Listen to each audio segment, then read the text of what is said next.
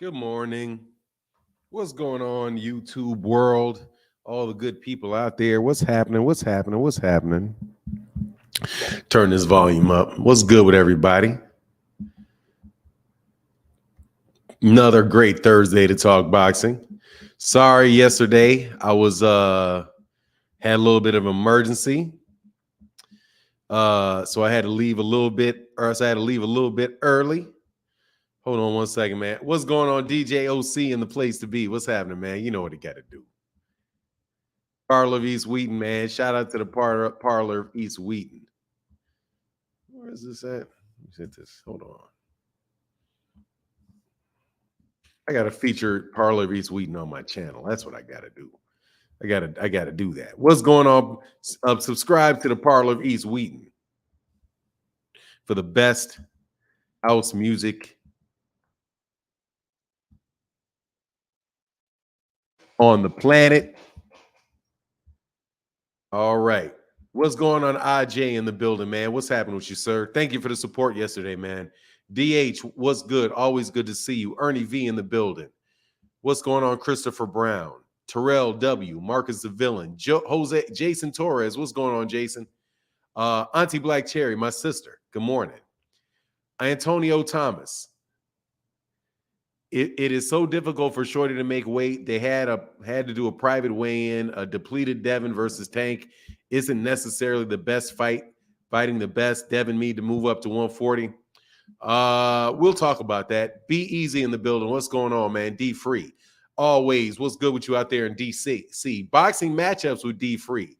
TWT, the winning team, DC. What's going on, man?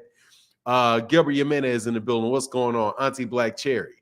Richard Paris in the building. Ray Patterson, my man. What's good? Kevin Rice, as always, a pleasure to see you. Giovanni Walker said, Super Chat Thursday. Can't do Super Chat Thursday for like 4 more Thursdays. 4 more Thursdays. It's Cash App. It's Cash App Thursday. Cash App Thursday. Thank you, man. Cash App Thursday. Thank you for even saying that. Appreciate you, man. I give you a gong for saying it. What's good? My guy, Ray Patterson, Undercard Boxing, Melvin Jones in the building, Nojo Apparel in the building. What's going on? Dark Truth, what's up?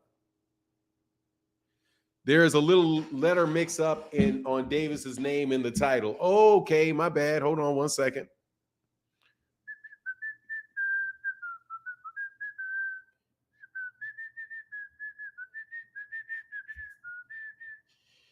Hold on. I did it, huh? Shit. Hold on one second.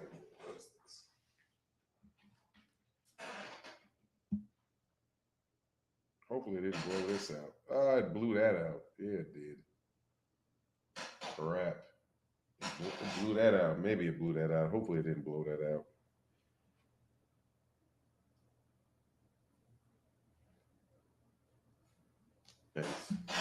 Shit.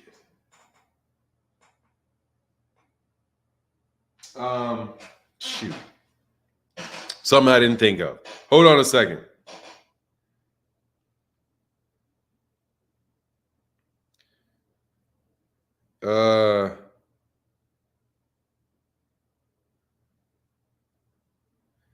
Melvin Jones in the Cash App, brother. Thank you so much, man, for that support, man. Melvin Jones said, I'm early today, bro. Blessings. Yes, sir. Hey, let me correct this title real quick. Hey, oh man, I kept that's my guy. That's my guy. Hey, thank you, brother. Appreciate you so much, man. What did I say? What did I do? Oh, yeah, thank you.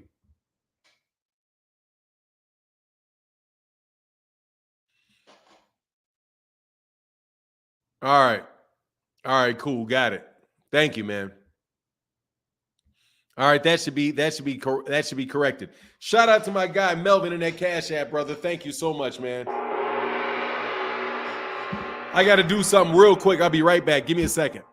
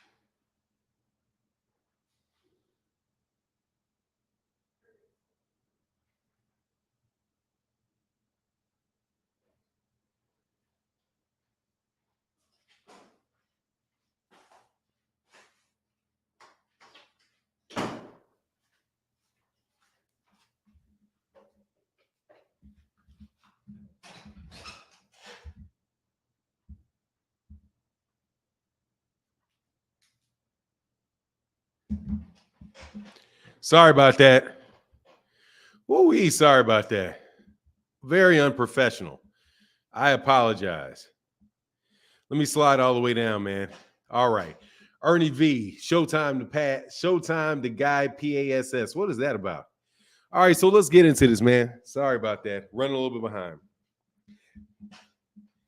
Have you noticed that everybody that talks about this fight talks about it like it's a mismatch? My guy, Mr. Adrian Molina in the building. Thank you, brother. He said, hope all is well. Blessings to our boxing family. Thank you for that $5 holler, brother. Adrian Molina in the Cash App. Thank you, brother. Thank you so much, man. Big time support. Thank you, man. Wish I could get this a little closer, but I can't.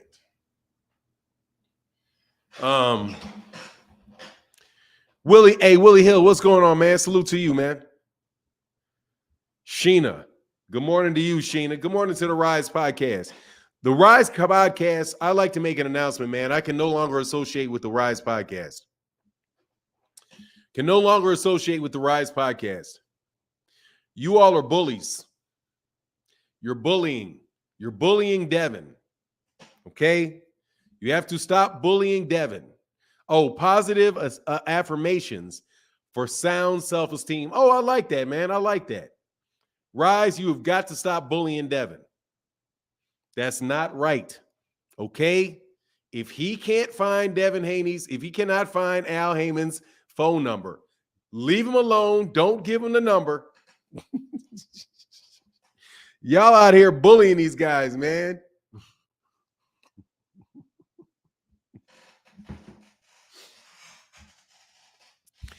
Devin is a nice young man.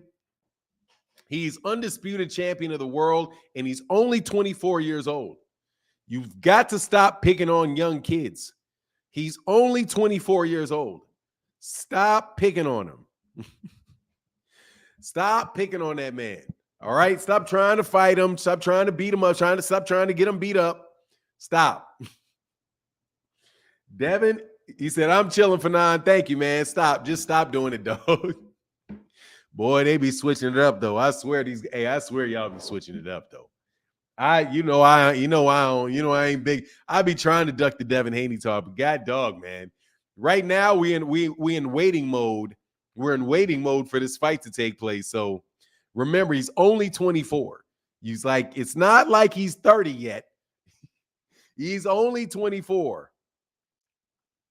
Look, man, he's only 24. You got to give him a chance to grow. You got to learn. You got to give him a chance to grow. Fanon, he got pass.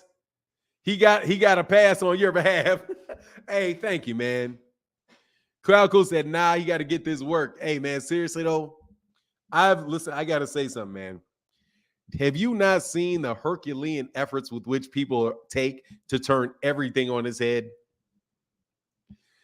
Listen what somebody told me yesterday.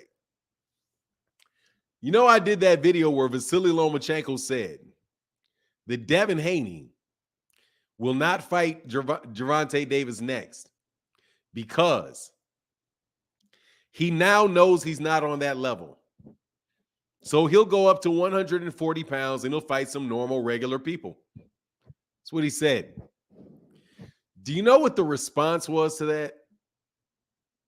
I'm telling you, man, you can't make this stuff. You can't make this stuff up.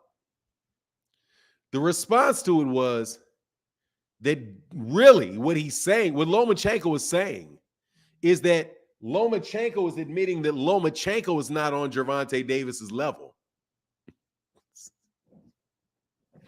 And that I should read you the comment. Hold on, man. As a matter of fact, I'm going to read you the comment. Call this stupid takes.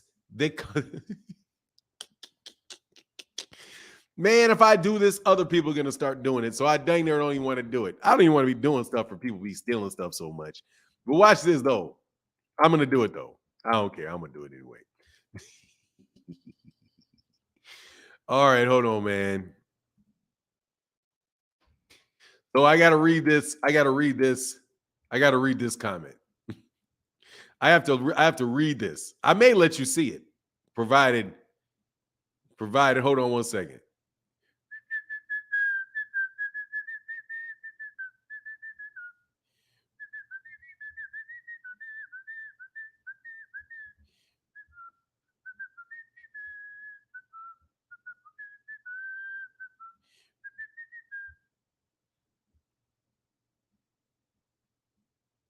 All right.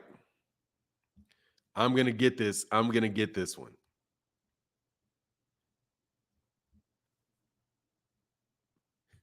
Listen to this response, bro.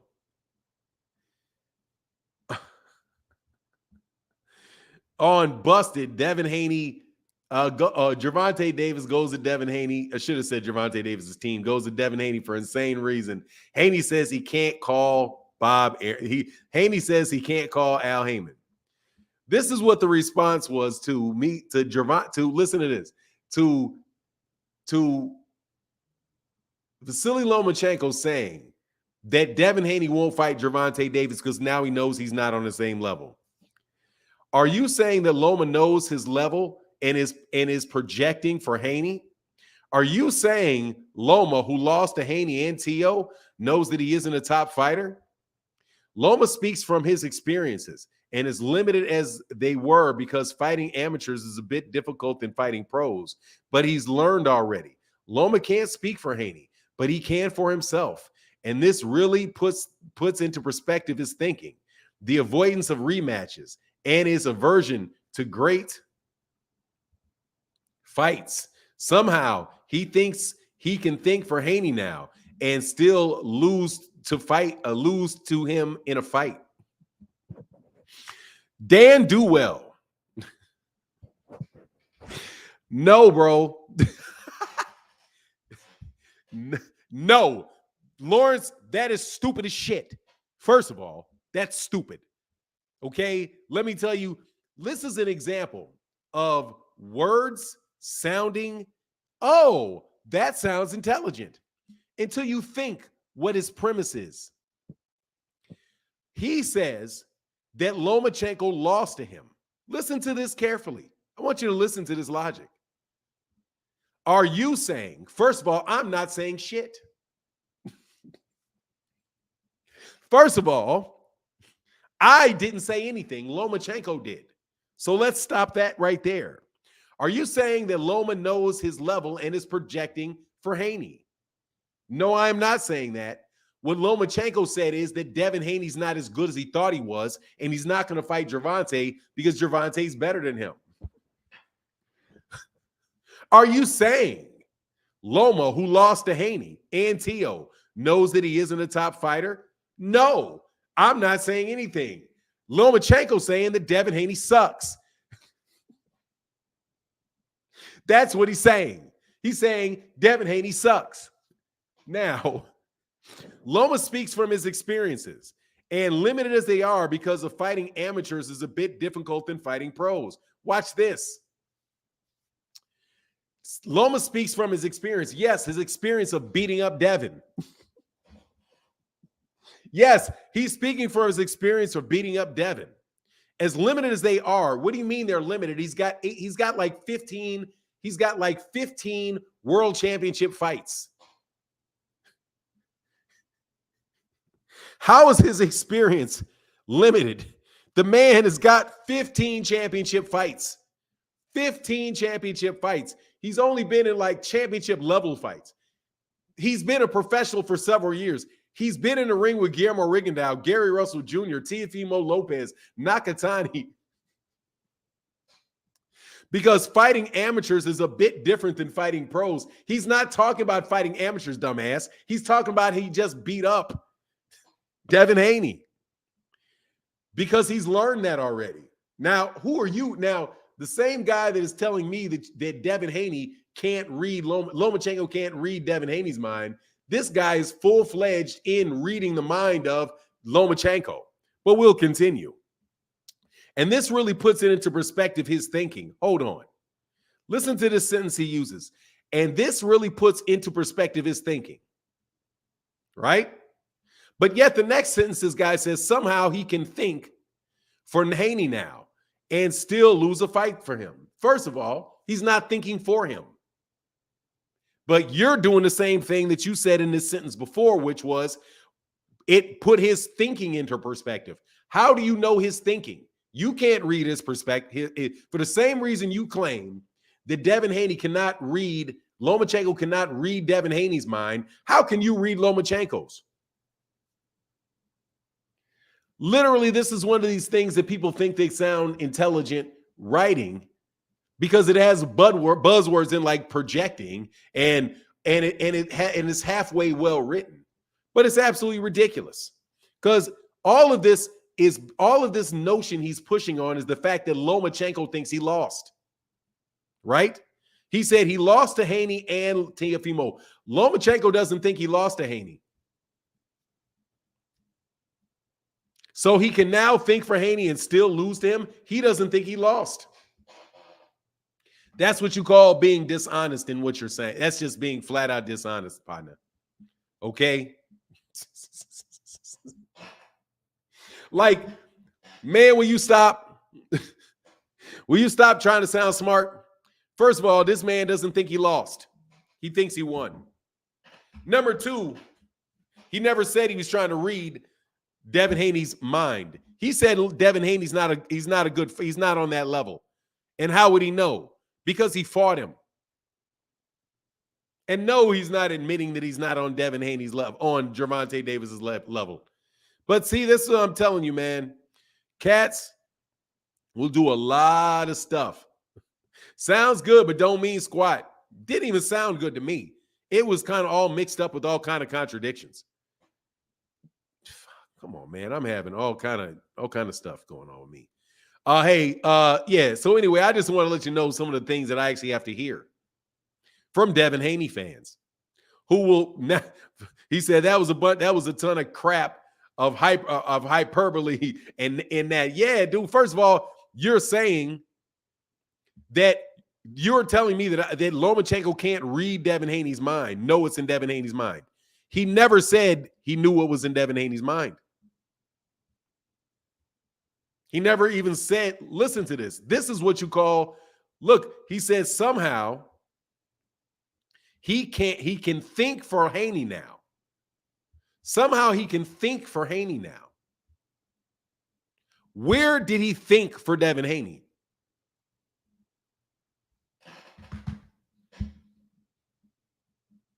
Oh, I wound up getting, I'm Motorola till I die. I got another Android that's now updating.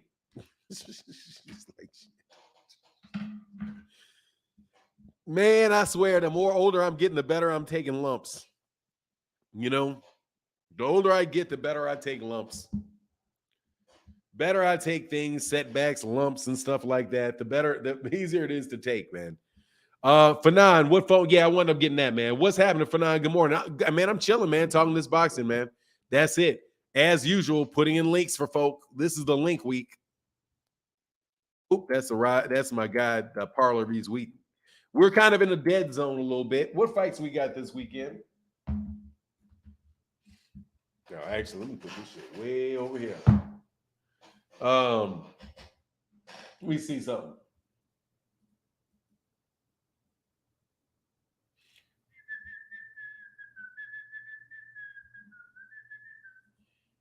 I know. What's Teofimo Lopez and them fighting? Are they fighting in June or July?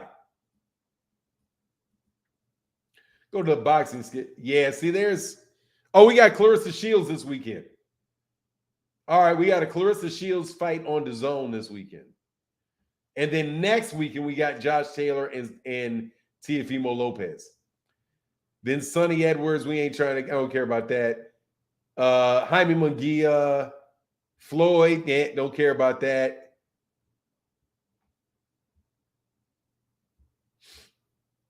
Do you realize they don't even have this fight up? They don't have there it is.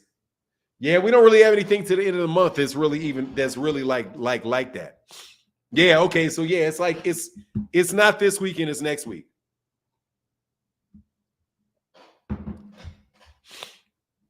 I'm going to put Teofimo Lopez on my pound for pound list just to make people mad. June 10th, that's what's up. Shields about to get a stoppage. The Whoa. Yeah, you know, there's another really good card, too. The Alyssa Bumgardner fight I think that's in July. The Alyssa Bumgardner card in Detroit, that's a very, very good card. If I was in state, I would go to that.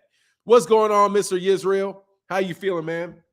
If I was in state, I would definitely go to that. Because they have Richardson Hitchens. I think Richardson Hitchens is going to fight Montana Love on the undercard of that.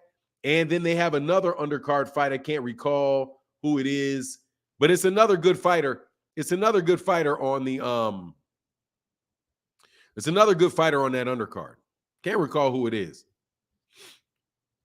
Hey man, big time in the Cash App, man. Thank y'all for y'all support, man. Leho Shang in the building. Much love on Cash App Thursday. Thank you. Thank you.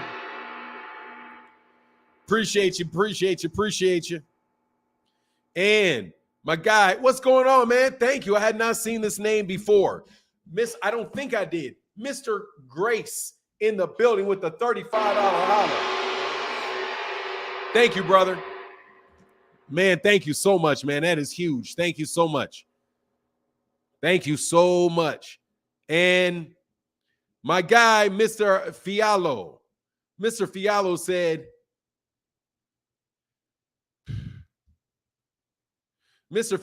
said, add me. Thank you, brother. Add you to what? Mr. Fialo, add you for what? Thank you, man. Thank you for that. Thank you for the support in the Cash App on Cash App Thursdays. Thank you. It is one of the big days that allowed the channel to continue. So thank you guys more than you know. Man, Mr. Grace, that was a big one. Thank you, sir. Thank you, sir. Thank you, sir. Was going to Shields fight, but I got to go to a funeral. I'm sorry to hear that, man. Fanon cop that Ultra 2. This thing, yeah, it's a big one. Yeah, it's expensive, but I need it because I need power, man. I can't keep having this thing fall apart. And also, I got it like super duper, and I'm going to start I got to train myself to put this on it everywhere I go, this front on it, so I can't crack this thing. I need this thing to last. I need this thing to last, and I need it to last badly. Montana Love sounds like a stripper's name. Hey, that's funny. Hey, Tat, that's why I like that Boxing Showtime app. They're really accurate with upcoming fights. Yeah, they're very, very official people. Absolutely. For now, cop that Ultra 23. Yep. Yo, hey, that's what it say. Yo, what we talking about today?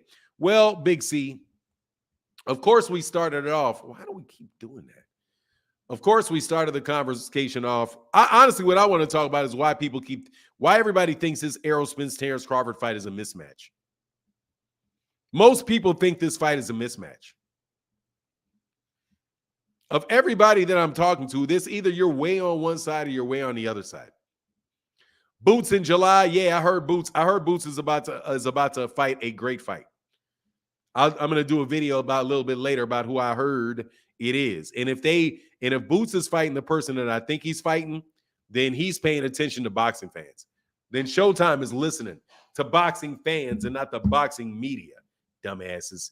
HBO could have still been in business, man. If you were to listen to the boxing fans and not the boxing writers. You got to listen to boxing fans. Don't listen to boxing writers. Boots versus Villa. Yeah. Shalom from Upper Echelon to my guy, Thomas Hill. Yeah, shalom to you. I don't know what that means, but I'll say it. Shalom to you, brother. Somebody said Boots versus Villa. I got Villa ending in a getting retired in that fight, bro. I got him getting retired in that fight. Boots about to demolish that man. I don't know. V is not even going to be. It's going to be a fun fight to watch. It's going to be a massacre. Let me repeat. It's going to be a massacre. Massacre. It's going to be a massacre. That's my prediction for Jaron Ennis Villa. massacre. If it's not a massacre, I'll be surprised it's not a massacre. Like, he's going to get hit with everything. Unless Roman Villa just got a granite chin, he's going to get hit with everything under the sun, and Boots is not going to get tired. If he fights that man, like, first of all, Roman Villa really should have lost to Speedy Rashidi Ellis. He really should have lost to Speedy Rashidi Ellis. That tell a true shame the devil. He really should have lost it, man. He said, I don't see it for now. Nowadays, all these dudes good till they get in the ring with somebody else good. Who are you talking about? Who's that? Who are you talking about? Dank Lucane? Who are you talking about? All these guys are good until they get in there with somebody else good? How's that the case? And first of all, when did Roman Villa turn good? Who's saying Roman Villa is good? Roman Villa looks like a punching bag to me.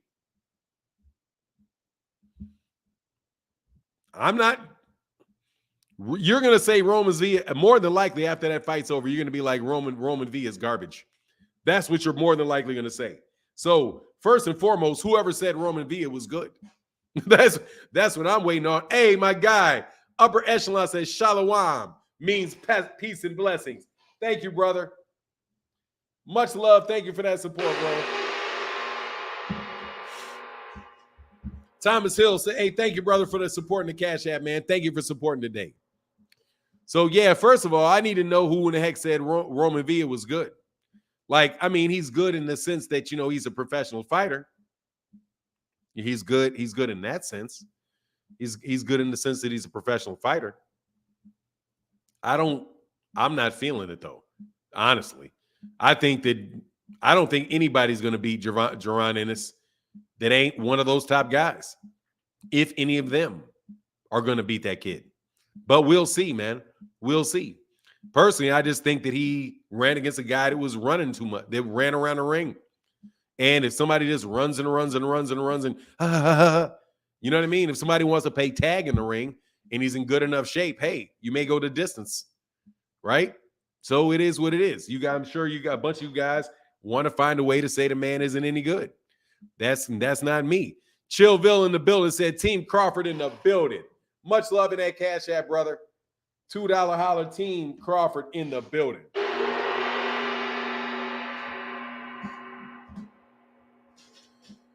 Fanon, how effective is a term sheet during negotiations for a fight? I mean, I don't know how to answer that question, whether they're useful. They're useful before you actually, you know, so you can come up to some general agreement on certain things and then proceed to move forward with them. I think it's a useful tool. You know, it's a non-binding agreement that allows you to get there on the major issues. So once you get there on the major issues, it should make negotiating the formal contract all the easier because you've made progress on the biggest issues. Hey, my guy on Cash App Thursday. Thank you, brother. My guy, Monster J said, Team Man Down. Yes, sir. Yes, sir. Yes, sir. Yes, sir. Team Man Down in the building. Team Man Down. Hey, man, I'm just tripping on how everybody thinks that this fight is a mismatch on both sides. Very few people are like, I don't know. It could go this way. It could go that way. Very few people. Everybody's either like Bud is going to destroy Errol or Errol is going to destroy Bud. And Fanon, have you heard the rematch between Bud? Have you heard the rematch between Bud and Spence will take place at 154? Any thought? No, I've not heard that, and I think it's a lie. I think that's a lie. Only stipulations that I've heard confirmed about the rematch clause is that it has to take place this year. That's it. That you have 30 days to activate it. And then after that, they've got like before the end of the year to have the fight. And that to me, it basically is so that they can basically say, okay, look, man, there's not going to be any long conversations about this. And they can still have it in 147.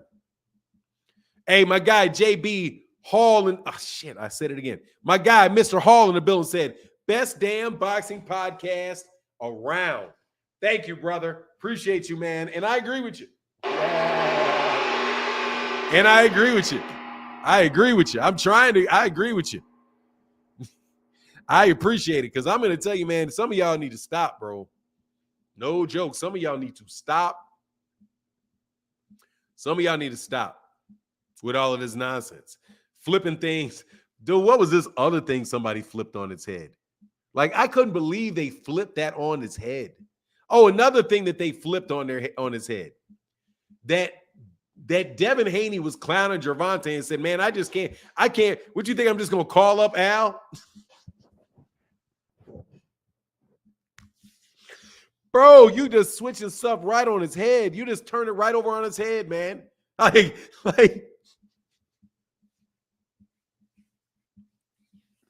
man, y'all, man, I need a contract. I need a contract, man. Somebody give me a contract so I stop having to rely on super chats and cash apps, okay?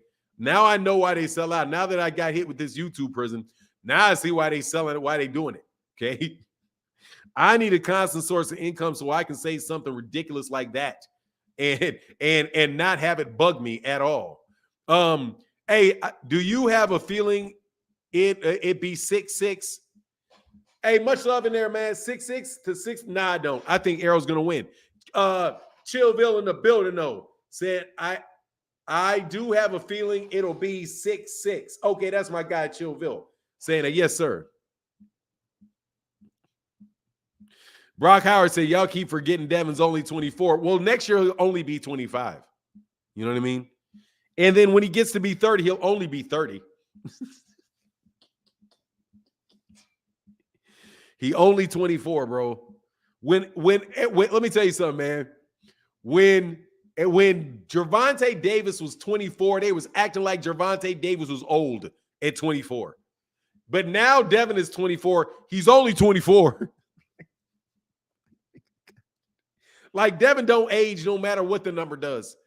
Anyway, man, y'all some wild boys. Hey, Mr. A, man, thank you, man.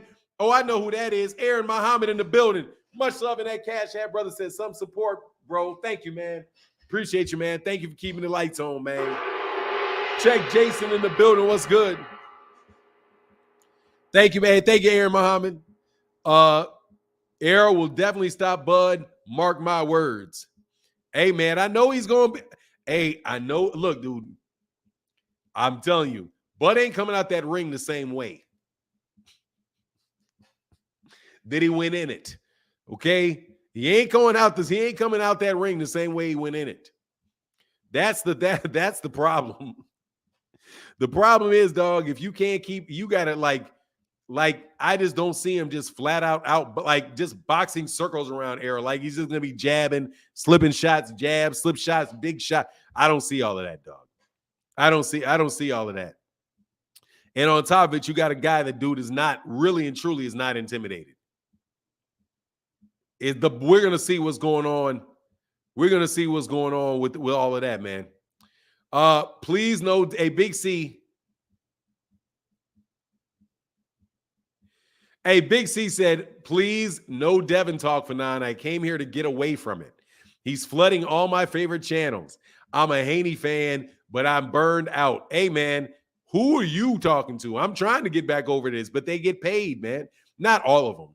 You know, it is what it is. But honestly, man, look, dude, there's nothing really going on right now. There's nothing really going on in boxing right now. They said, damn, it's Thursday already? Almost 2 weeks. What you mean almost 2 weeks?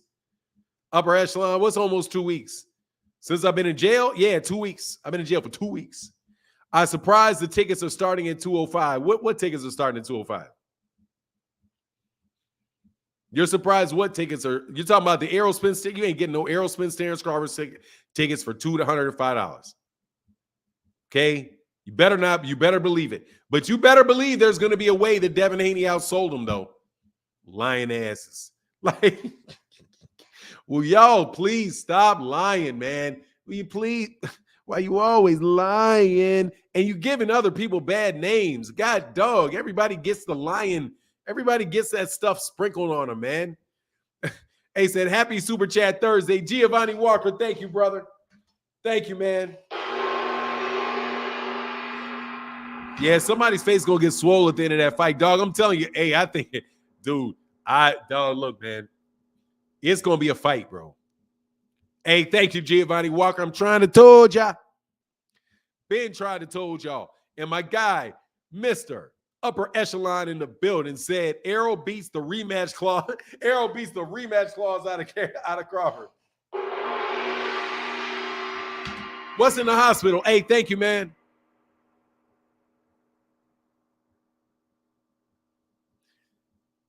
Oh, who's been in the hospital? Oh, you've been in the hospital for 2 weeks? Dude, you've been in the hospital the same amount of time I've been in YouTube jail. Ain't that a coincidence? Ain't that a coincidence, man?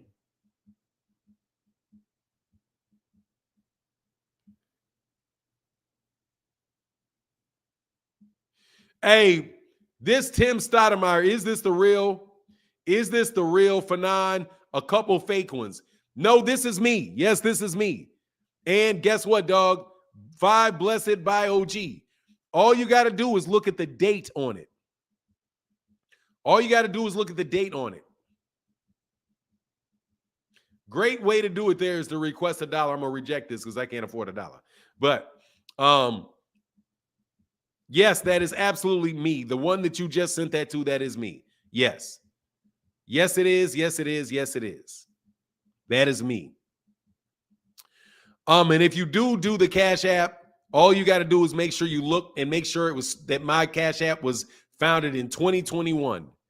If you see a couple of them, that's because they're trying to steal money from me. Because they're trying to steal money. And I'm sure they're probably doing it to other people as well. But just raggedy individuals, man. I'm sorry, man. Oh, said almost 2 weeks in the hospital. Fanon will be 14 days. Hey, man, we'll get well soon and get up out that hospital, dog. I'm hoping you get better soon, man. Favorite? Oh, yeah, hit me on. Hey, make me a favorite on Cash App, please. So you won't be confused the next time you do it. But yeah, it's 2021. It was formed in 2021. Yeah, man, people are like they're cloning my Cash App so they can steal money. Yeah, that they did that. They do that. They do that. Buzz said he knows Black Lives Matter, but orbital bones and ribs matter too.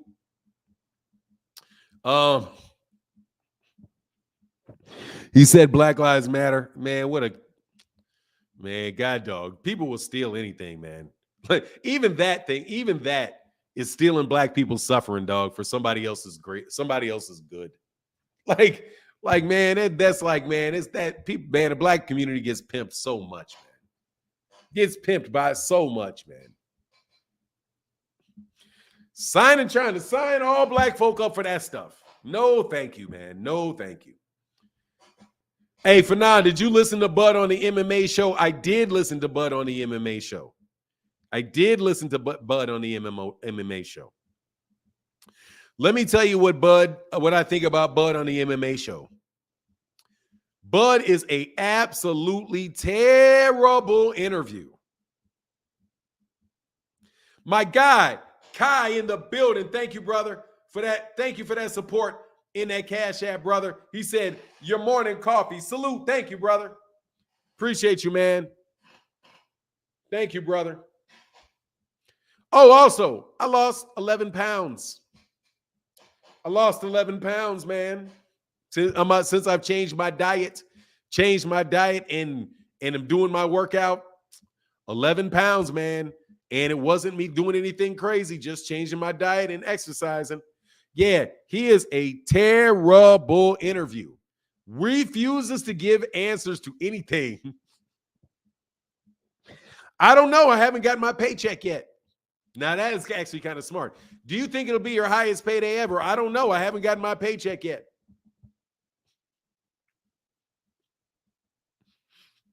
I don't know. Man, please, you don't know. Please, you don't know. Yeah, it is. Come on, man. Tell the truth. Shame the devil. Could be. Hey, my guy. Thank you, brother. Much love. He said, my guy, Preston, said Errol's boxing IQ is just as good as Bud Big Fish. Yes, sir. Much love in that Cash App. Yeah, it is speed chess. Speed chess. Yes, I absolutely believe that to be the case. And my guy in there, man, Gumbo16 said, Mr. Tell It Like It Is for the cause. Thank you, brother. Appreciate you for that $5 holler, brother. For now, we get a Spence, Crawford Spence face off this weekend? No, next weekend. That's next weekend. They have the face offs are going to come next weekend because they have a press tour in LA and in Los Angeles and New York. They have it. And to my lady, the black cherry, Auntie Black Cherry in the building said, one for every round. Much love. See, she's taking 11. She's taking it at 11. Thank you, man. Thank you, sister. Thank you. I said, man, thank you. For now, what's Bud's best win? Thomas Breedis Prescott.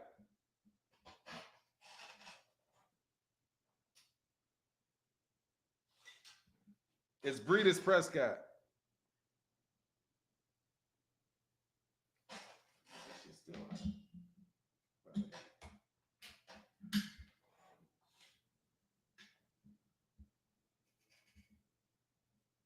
Hold on a second.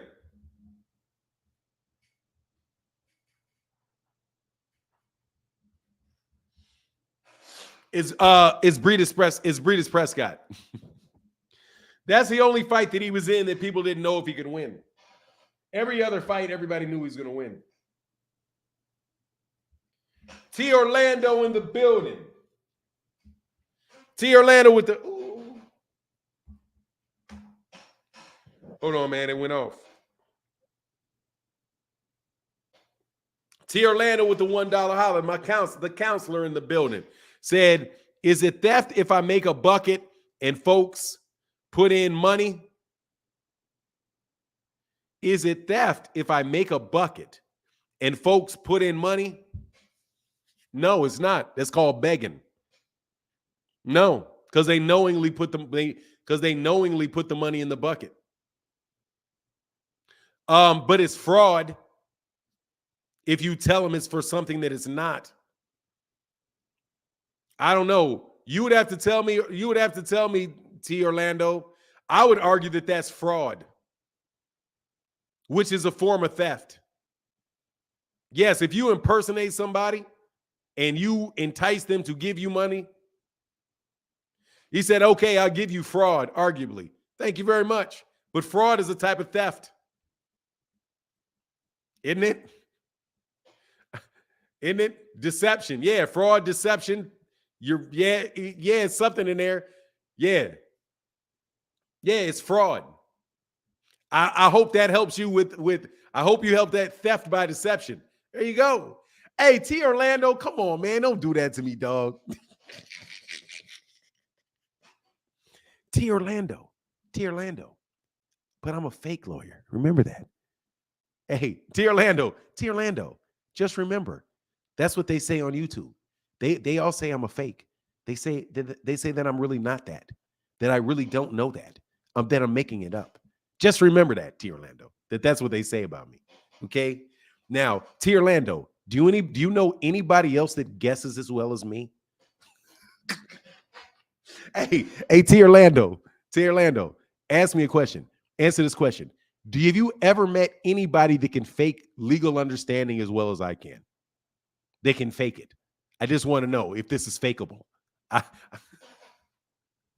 I know, bro. I know I'm out of practice. I know I am, bro. I know I am. And I, by no stretch of the imagination, of a federal litigator. You said, oh, T. Orlando said, I can. Thank you, bro. I just want to let you know, bro, please, y'all need to stop lying. Nope. We all know you know your shit. I just wanted to know. I just wanted to know, since you clowns always want to talk crazy about me.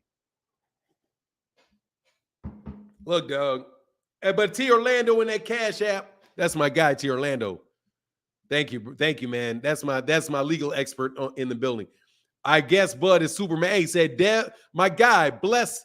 Oh, there you go, man. Timothy Stoudemire said Dev could have called Floyd just like he called Eddie.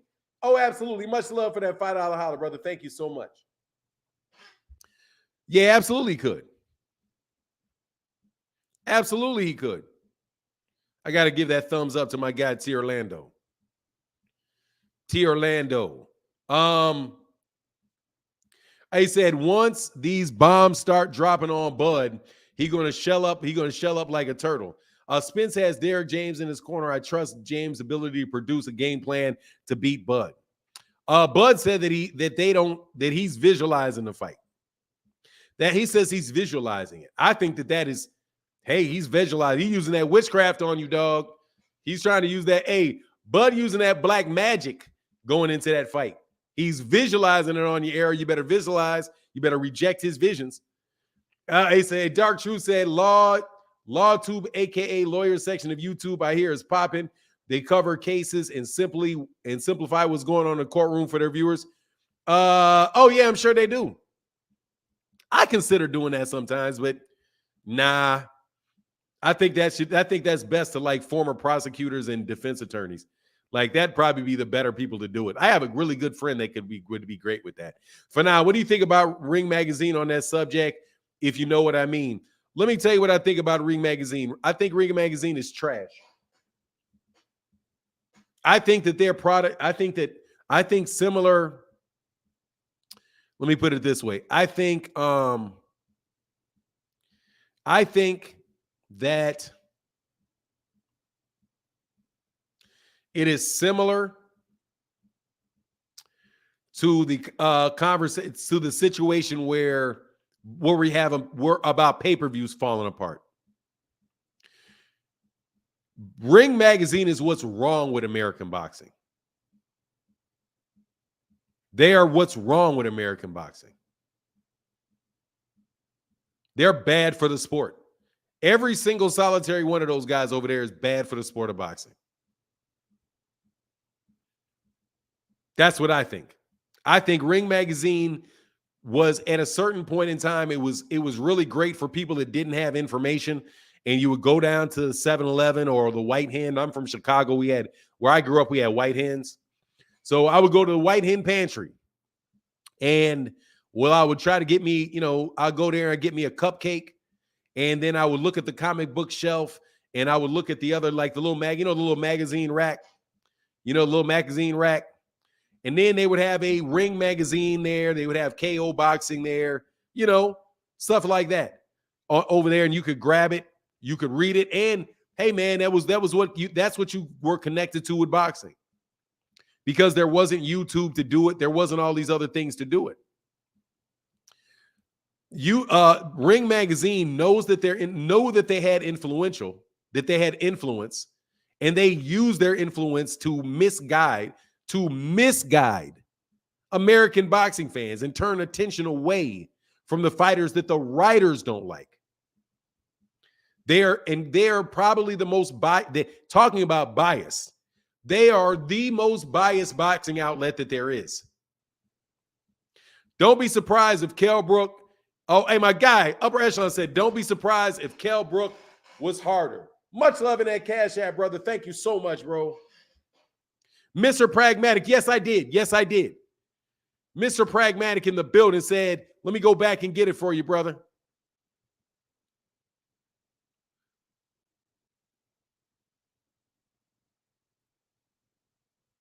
Mr. Pragmatic in that Cash App said, I'm putting $10 towards a new phone. Hey, dog, and when you did it, I had to get a nice phone. All channels are biased. No, I'm not biased. I'm not. I don't care what you say. I don't call things in a biased fashion. If there's some things I don't like, but it's not my bias that makes me not like them. Yes, Mr. Pragmatic, I got you, brother. Thank you much. And my guy, upper echelon back at it, said Errol going to beat him for all things old and new. Much love in that Cash App, brother. Hey, man, that kid ain't playing, man. And he's been training for Terence Crawford for a year. He's been training for Terence Crawford for a year. Yeah, look, dude, there's some things that I don't like. And I'm going to tell you right now, calling it down the middle is not being unbiased. It's not the same thing. Being neutral does not mean that you're not biased. Being neutral doesn't mean that you're biased. Having an opinion doesn't mean you're biased. It's whether or not your opinion is unfair. It's whether your opinion is unfairly prejudiced for or against someone.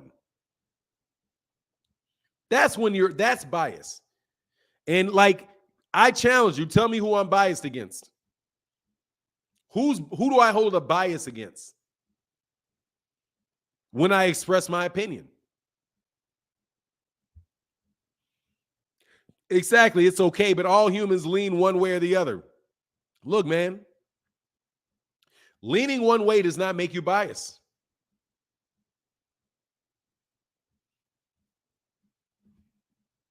Doesn't. Now, if you're talking about your child, maybe. If somebody thinks I'm biased in favor of my daughter, I am. Biased in favor of my son, I am. I think that my father was biased against me when it came to certain things. So look, yeah, you can be. I'm not saying that everybody. I said I agree, but he was saying this channel was biased unfairly.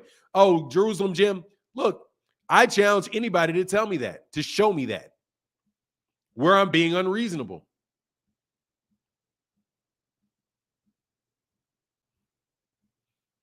No, I'm not biased against Devin Haney. You guys are full of shit with Devin Haney. You're biased in favor of Devin Haney. And you're calling me names. That's how I see it. Fanon, are you a junior? No, my brother is a junior. No, I'm not a junior. No.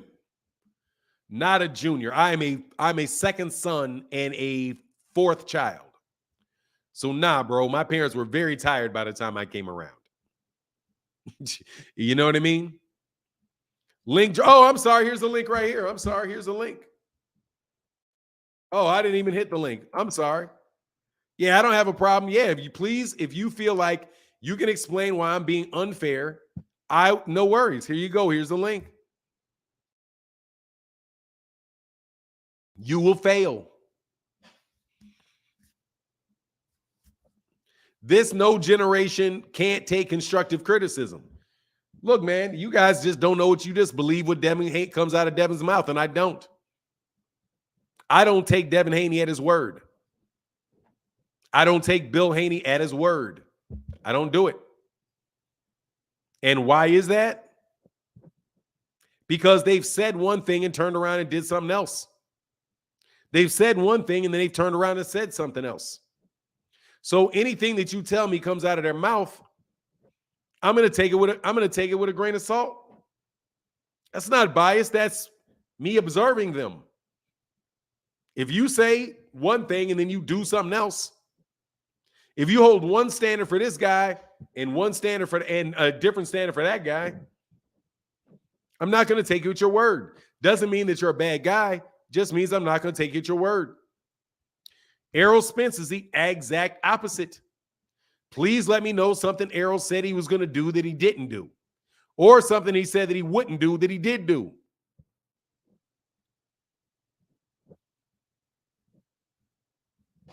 Just let me know which one. Just let me know what it is. Let me know what it is. Enlighten me. Let me know when he denied something that was bad that he did. Let me know when he denied it. And it's not a matter of me liking him or not liking him.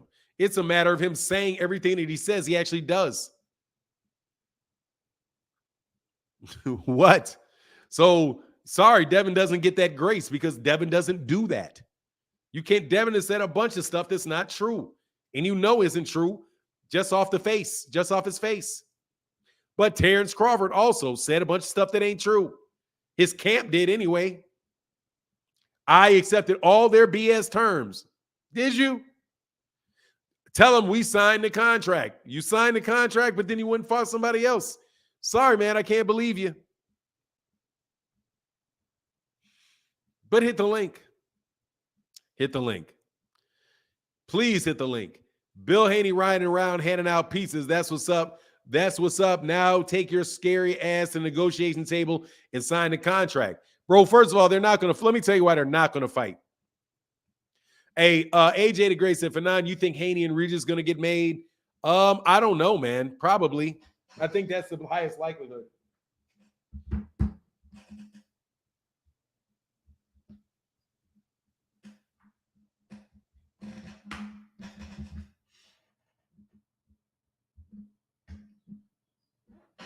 That's the highest likelihood of what's going to happen. Yeah. That's most likely. Yeah. I don't know if it will or will not, though, because he may have re-signed with Bob Arum.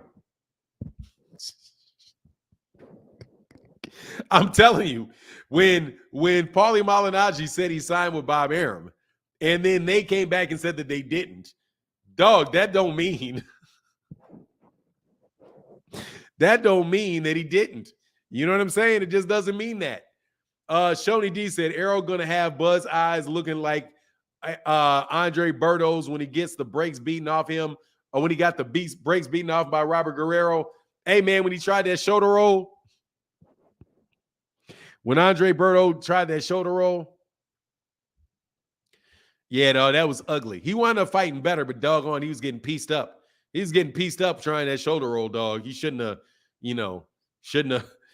That's a bad time to premiere that one. Yet Crawford is more elusive and crafty. More elusive and crafty than what? I don't know how elusive Terence Crawford is. I see him get hit a lot. I see Terence Crawford getting hit. Terence Crawford just be overwhelming dudes at welterweight. That's what it looks like to me. It looks like the fight is very, very even. Looks like it's an even fight. And then he just puts on the gas on the guy and gets him out of there. That's what it looks like to me. And it's usually with like one big counter shot. If the one big shot doesn't come against Errol, then that's going to be trouble on you. And I don't believe he's Mike Tyson. I think there's something to that. You know what I mean? Like, I think that the level of competition has a lot to do with his knockouts. Like, that's not that he wins the fight. He probably could have beat any of these guys at any stage in his career. But it's the knockout part of it that I'm not 100% behind. You know what I mean? Like, you are just waiting. He's not Mike Tyson. I don't believe it. You know what I mean? I don't believe it. Kind of like that's what Ryan Garcia is doing to people. Man, Ryan Garcia is one of the best finishers in boxing. Right? Isn't he? Isn't Ryan Garcia one of the best finishers in boxing? And he hits that dude with something, and all of a sudden he's out of there.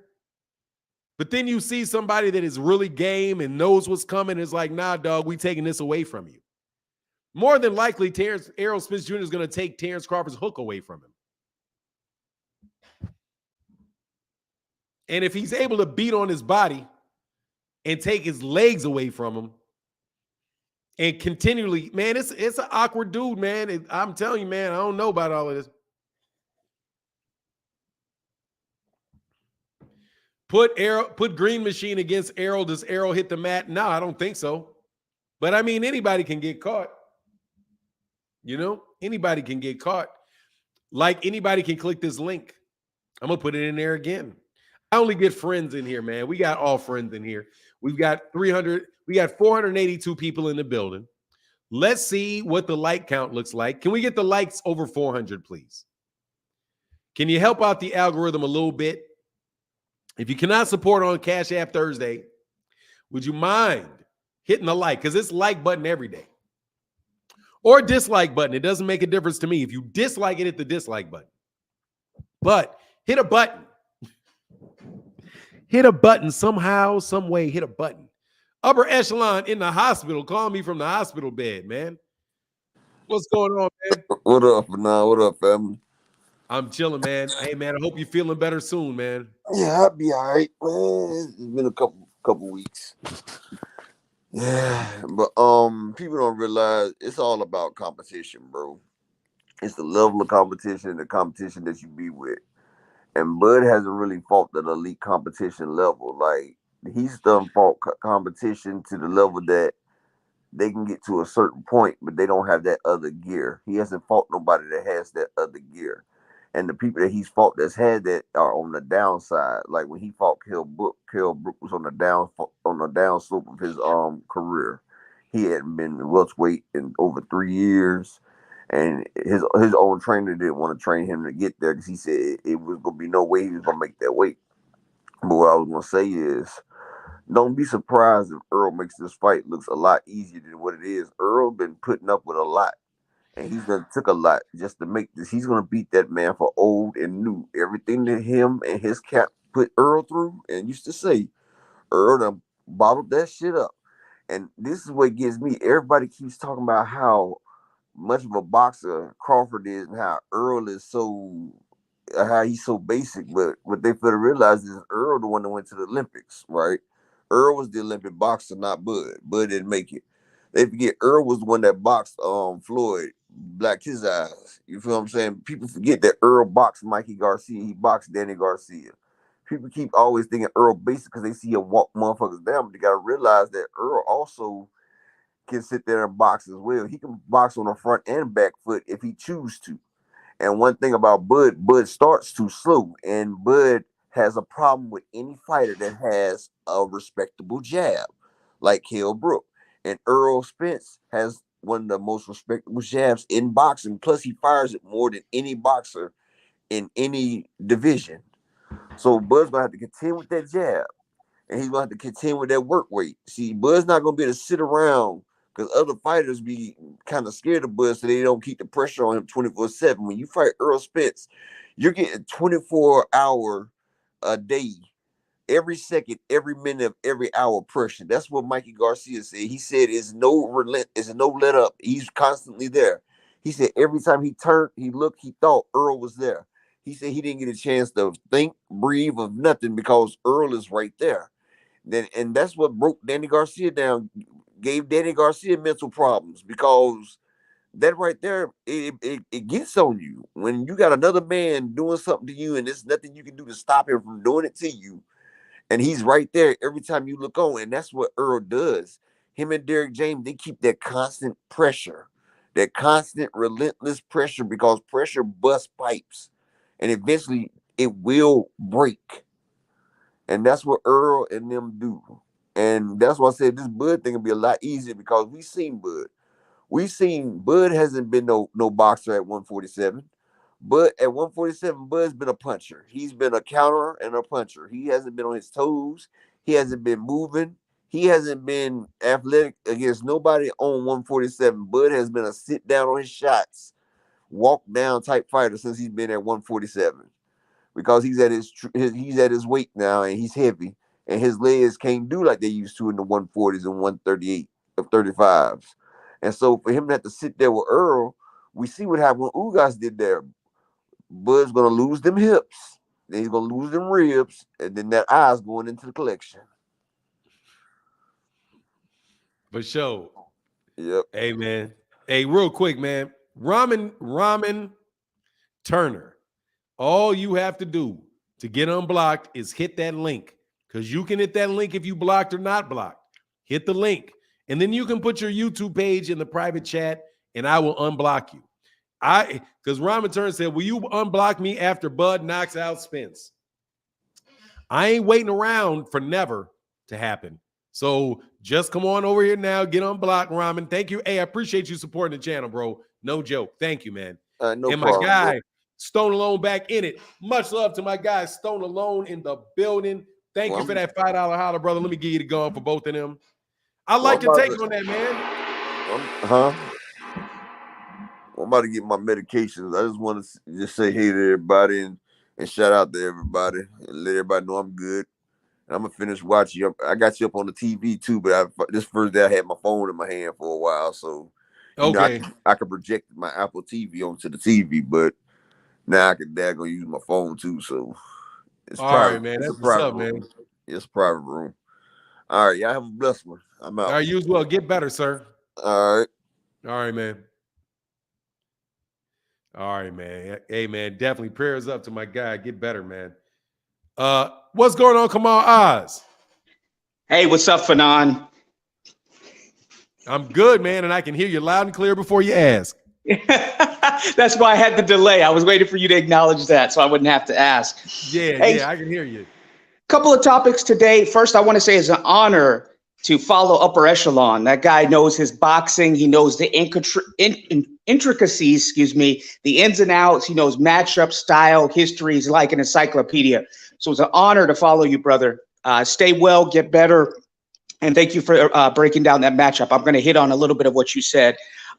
First thing is, Fanon, I got to disagree with you. Like a week ago, you said that these Canelo fans were man fans, the Canelo man fans, not regular Canelo fans, were different from a lot of these racists and the neo-Nazi types in the comment section who are anonymous and cowards who supported like Lomachenko and used racist terms towards potential black opponents. No, the Canelo man fans use Spanish derogatory and racist terminology toward black fighters, and they're just as bad as the neo-Nazis that support, Triple G or Lomachenko. And I'm not calling the regular fans of Lomachenko or Triple G Nazis. I'm talking about the hardcore who use racist terminology. They're one and the same, Fanon. So both elements of that, of those fan bases are huge supporters of corporate media, huge supporters of utilizing corporate media's talking points about, hey, why does Canelo need to fight Andrade? He's inactive, da da da da da. And they're one and the same. They both use the hardcore racist fans of each are one and the same. So one is not better than the other. They both use similar talking points. One just uses it in Spanish. Speaking of Canelo, I'm going to talk about Benavidez. Let me jump in there on that. Okay. One. Let me explain what I mean by that. It's not the same to me. Okay. I could give, and this is no disrespectful to no disrespect to Mexican people. I say it all the time though. But dog, y'all ain't white. So every time I hear you talking crazy about black people, I just feel like sorry for you because somehow you think you're different. To me, that all of that stuff from Mexican fans to me is just a joke. Because dude, we're in the same boat. What are you talking about? Versus the majority or the majority society where they're doing it.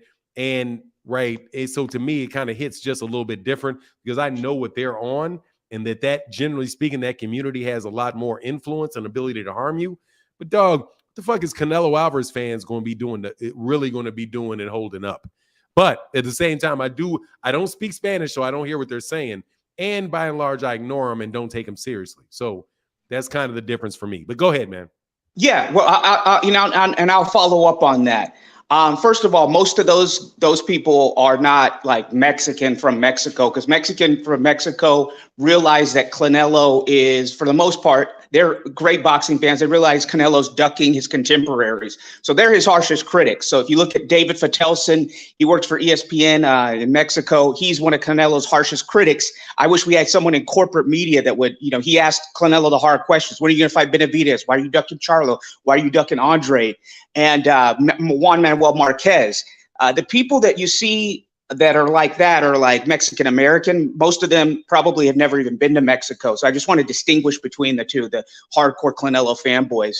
And they'll use terms in the comment section. You may not even notice, like you said, you don't speak Spanish. They'll use terms like mayate, which is about black fighters, which is the equivalent of using the with mayate.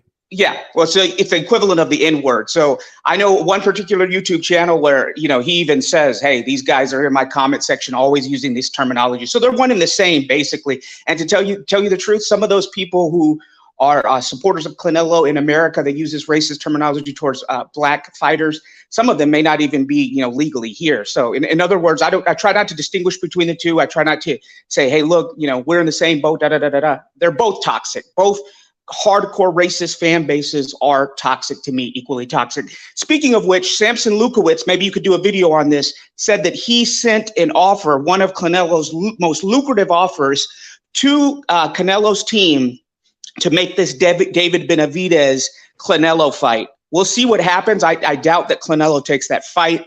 But if he accepts, because if you look at Canelo, same kind of thing that I've been saying about Devin Haney, Walls closing in on both.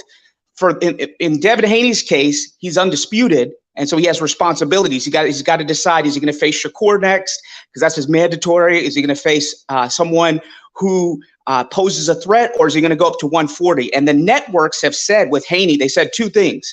And Eddie Hearn, when he said he's expensive, he said, hey, basically, we're not going to pay you to fight nobody. And there was a rumor that DAZN was only interested in him with his undisputed, so that they could make intriguing fights, or that he would go straight to Regis Prograis.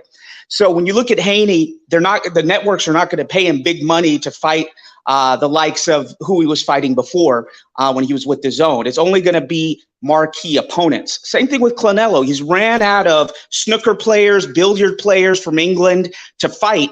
He's going to have to fight these big names to get these big purses, I think, because he's also undisputed. He's got obligations.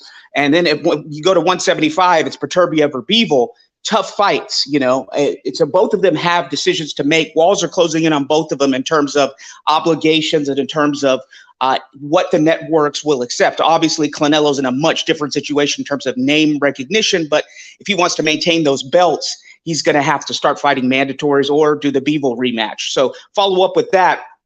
And the last thing, Fanon, I got to say is following up on upper echelon. Competition matters. He was 100% right. Crawford has had, like I said, a manufactured resume. I compared it yesterday to Canelo's before he fought Austin Trout.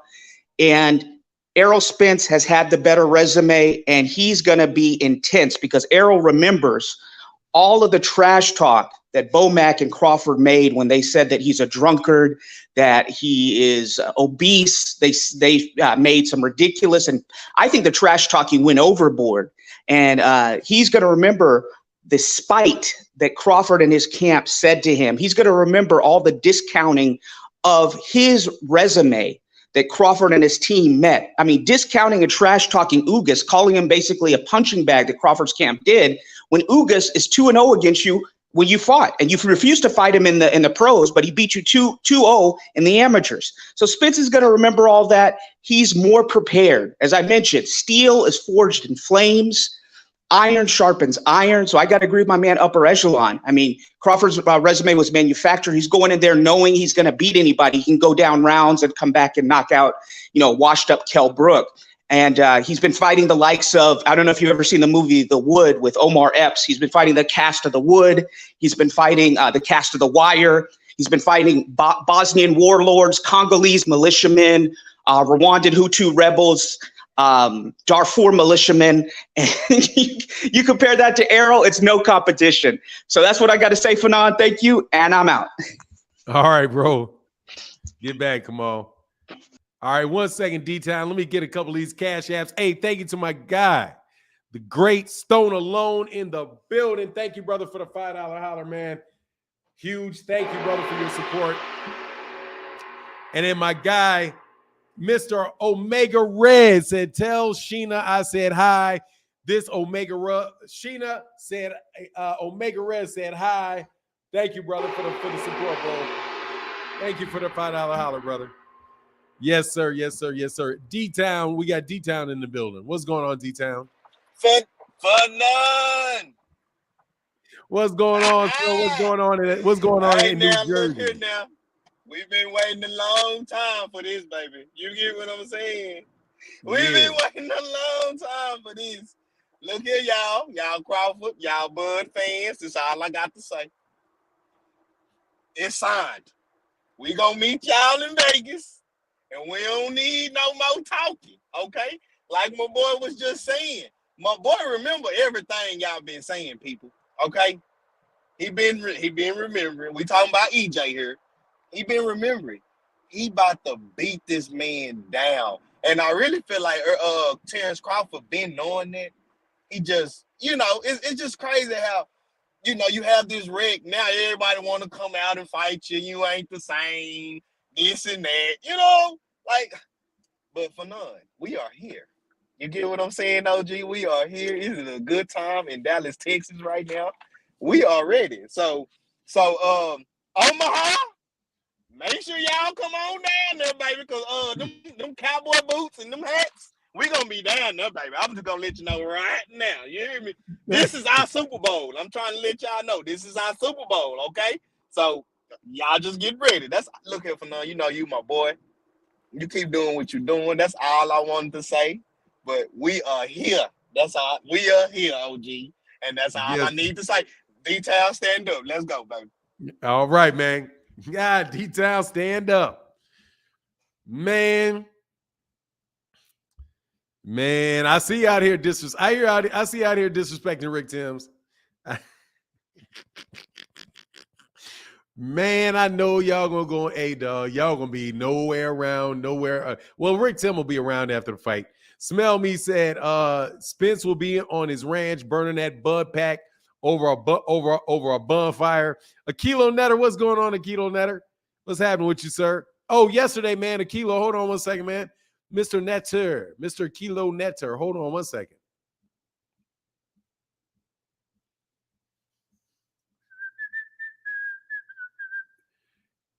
Oh, Cal Kulik yesterday, man, said, can we get a 10 count for the phone? Sorry, Cal Kulik yesterday in that Cash App, brother. Hold on one second. Let me get a 10 count for that phone.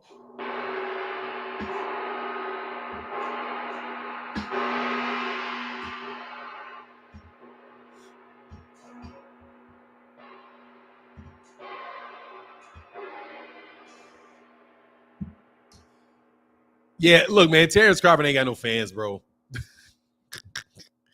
Terence Crawford ain't got no fans, man. Come on, man. He's doing his part. He's doing his part, though. Of promoting the fight. That's good. But woo, he a boring interview, man. Man, I'm like, okay, you gonna give something. Something got to be something out here. Nah, dog, we not giving you nothing. Spence gonna make him not want to have no rematch either, especially with no 6 months. No, I mean, look, dude, Errol Spence got real fans. I don't think that's not reflecting necessarily on what you think of as your who you think is gonna win the fight. I'm just telling you, man. Y'all are just out there alone like that. Hey, what's going on? Queen Vaughn said, boring. Queen Vaughn, why your boy Devin ducking? Why your boy Gervonta ducking Devin?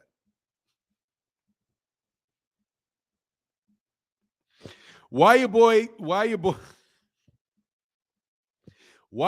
hiding Al Heyman's number? Hey, remember Spence? Hey, my guy, upper echelon with that $2 house said Spence remembering everything. Yes, he ain't. Why your boy ducking hiding that number, dog?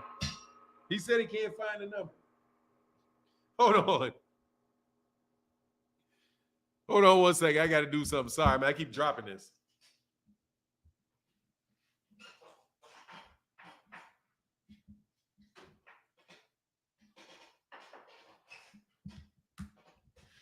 All right. Sorry about that. Yeah, man. Why? Hey, look, watch this, though, man. Have you ever thought about this concept? That Devin Haney is waiting for Gervonta to send the contract. Let me ask you a question, bro. Did you hear what Kamal Oz said about David Benavidez, Samson Leskowicz, and Canelo Alvarez? Did you hear what he said? Devin just retweeting and liking tweets about him going to 140, not being a duck. It's over with he not fighting Tank. If he don't fight Devin, if he don't fight Tank, he better never call nobody else a duck ever. Let me put it this way. I put a tweet out there saying if he moved up, that's not a duck of Shakur or or Gervonta. That's what I said. I put a tweet out there that said that. Yeah, I did. I put a tweet out there that said that. Hold on a second.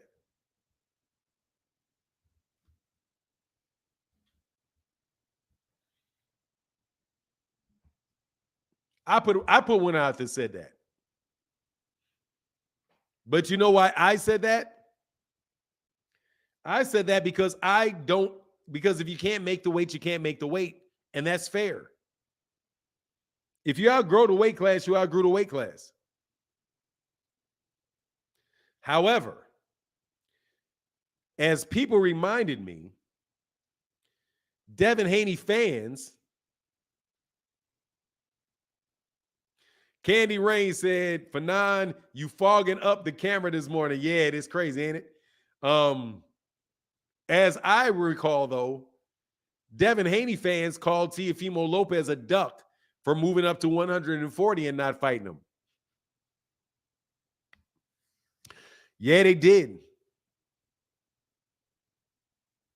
Exactly. No 140 talk, Dev. Hey, Bill, I know you're in this chat, but Bill asked Tank, what's up on the contract? ASP. Nah, dog, they need to go ahead and send that contract to him.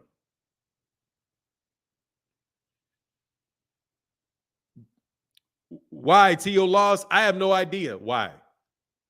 They said that Gary Russell Jr. ducked him, and Gary Russell Jr. wasn't even in the same weight class. They said Gary Russell Jr. ducked him. They said Gary Russell Jr. ducked him. And Gary had never been at 130, let alone 135. And that was a duck. Lomachenko ducked Devin Haney when Devin Haney was like 13 years old. Devin was like 13. Devin got ducked when he was like 13 years old by Lomachenko. So, like, the thing is, you guys, hey, May, what's going on? Mr. Jones in the building, man. He said Omaha steak for Bud's eyes. Much love in that $5 holler, brother. Lomachenko ducked Devin Haney when Devin Haney was like, what, 13, 14, something like that he was ducking? Ducked him in junior high school. Hey, my guy, Mr. Adams said, Team Bud, Bill talks too much. Team Bud, Bill talks too much and Devin is scared. Yeah, dude, seriously, Devin don't want to get knocked out by that dude. Now, let's get to this Devin being overrated conversation. Overrated. Let's get to this you guys overrating Devin Haney conversation. I know this is the hard conversation y'all don't want to have. Devin is overrated, brother. Devin is overrated. I know that's hard. That's hard cold facts, ain't it? Right there. That's hardcore cold facts, bro. Devin's overrated. Yeah, he's undisputed and overrated.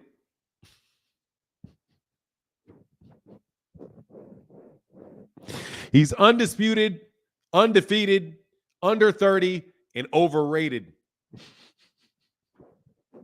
He's undisputed and overpaid.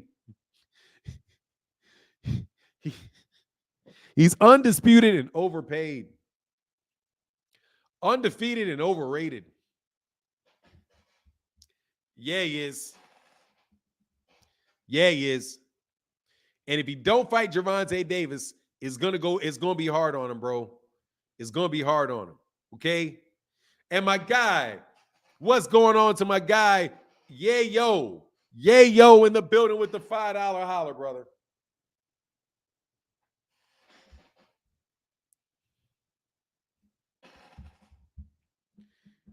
Is that too hard to say? The link is in the chat, Devin Haney fans.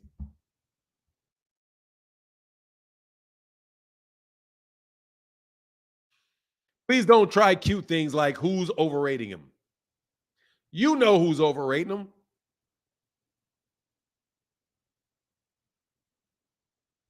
You know who's overrating him.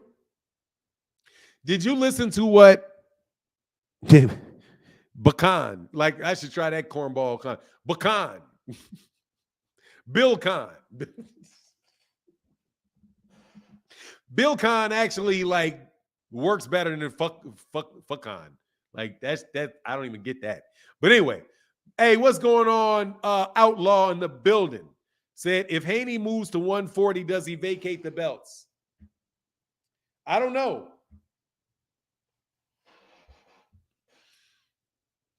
Fanon, have you ever seen a boxer win a championship fight and get booed in their own town? Yes, I saw Devin Haney. I saw that happen to Devin Haney last fight. Absolutely. I just saw that last fight.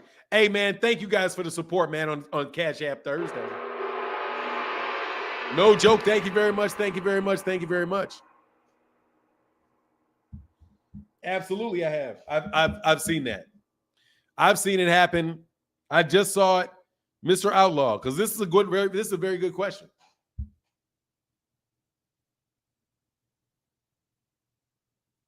Oh no, that's the wrong. If Devin moves to 140, does he vacate the belts? I think he does. Fanon, imagine a dude who lies to promote his son calling you a con man. I mean, look, dude, he was mad that I said he didn't have any leverage with Gervonta.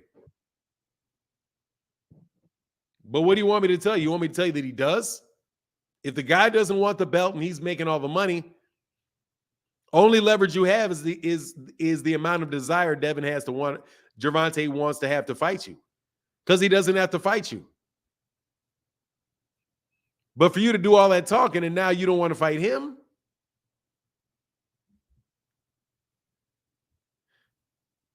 Oh, you can say what you want, Rise Podcast. Either way, what's going on, Mr. Hill? Mr. Fanon.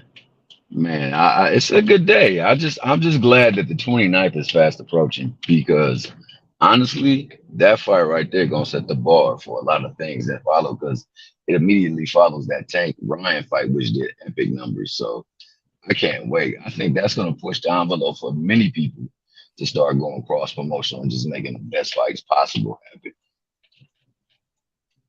But I wanted to ask a question. Like, what is your real thoughts about that program? Do you think that's just like bait? Like they're trying to use that as deflection? Because I don't believe he's really going to fight Pro Graves. That'd be a bad move on his behalf if he actually did. Hey man, my personal take on it is that he's trying to get as much money as he can for his next fight, and he doesn't have a lot of like. He's not highly sought after, even with those belts. Bob Arum said, "Hey man, if we're not going to sign him to a multi-fight deal, if he fights with us, it's going to be one fight. So if they sign for him, he's going to be one fight, and I don't know who that's going to be, but it's not going to be an easy fight. It's not going to be a soft touch fight. And then you have the zone. There's only a certain number of players that can afford to give Devin $4 million guaranteed. You know, Yeah. I mean, that's a big amount of money. It's a big amount of money that he's used to getting paid every fight. And you know what the PBC does? PBC, there's no fight for him that is a Errol versus Terence type of fight, or a Ryan versus Gervonta Davis fight. And even with the Ryan and Gervonta fight, they gave Ryan Garcia a guarantee of like, what was it, like $1.5 million? I think like his guarantee was like $1.5 million. 1.5, I believe. Yeah. What did he say? I think it was 1.5. So 1.5 right. minus 4. I mean, quick math, that's $2.5 million less for a guarantee that Ryan Garcia got.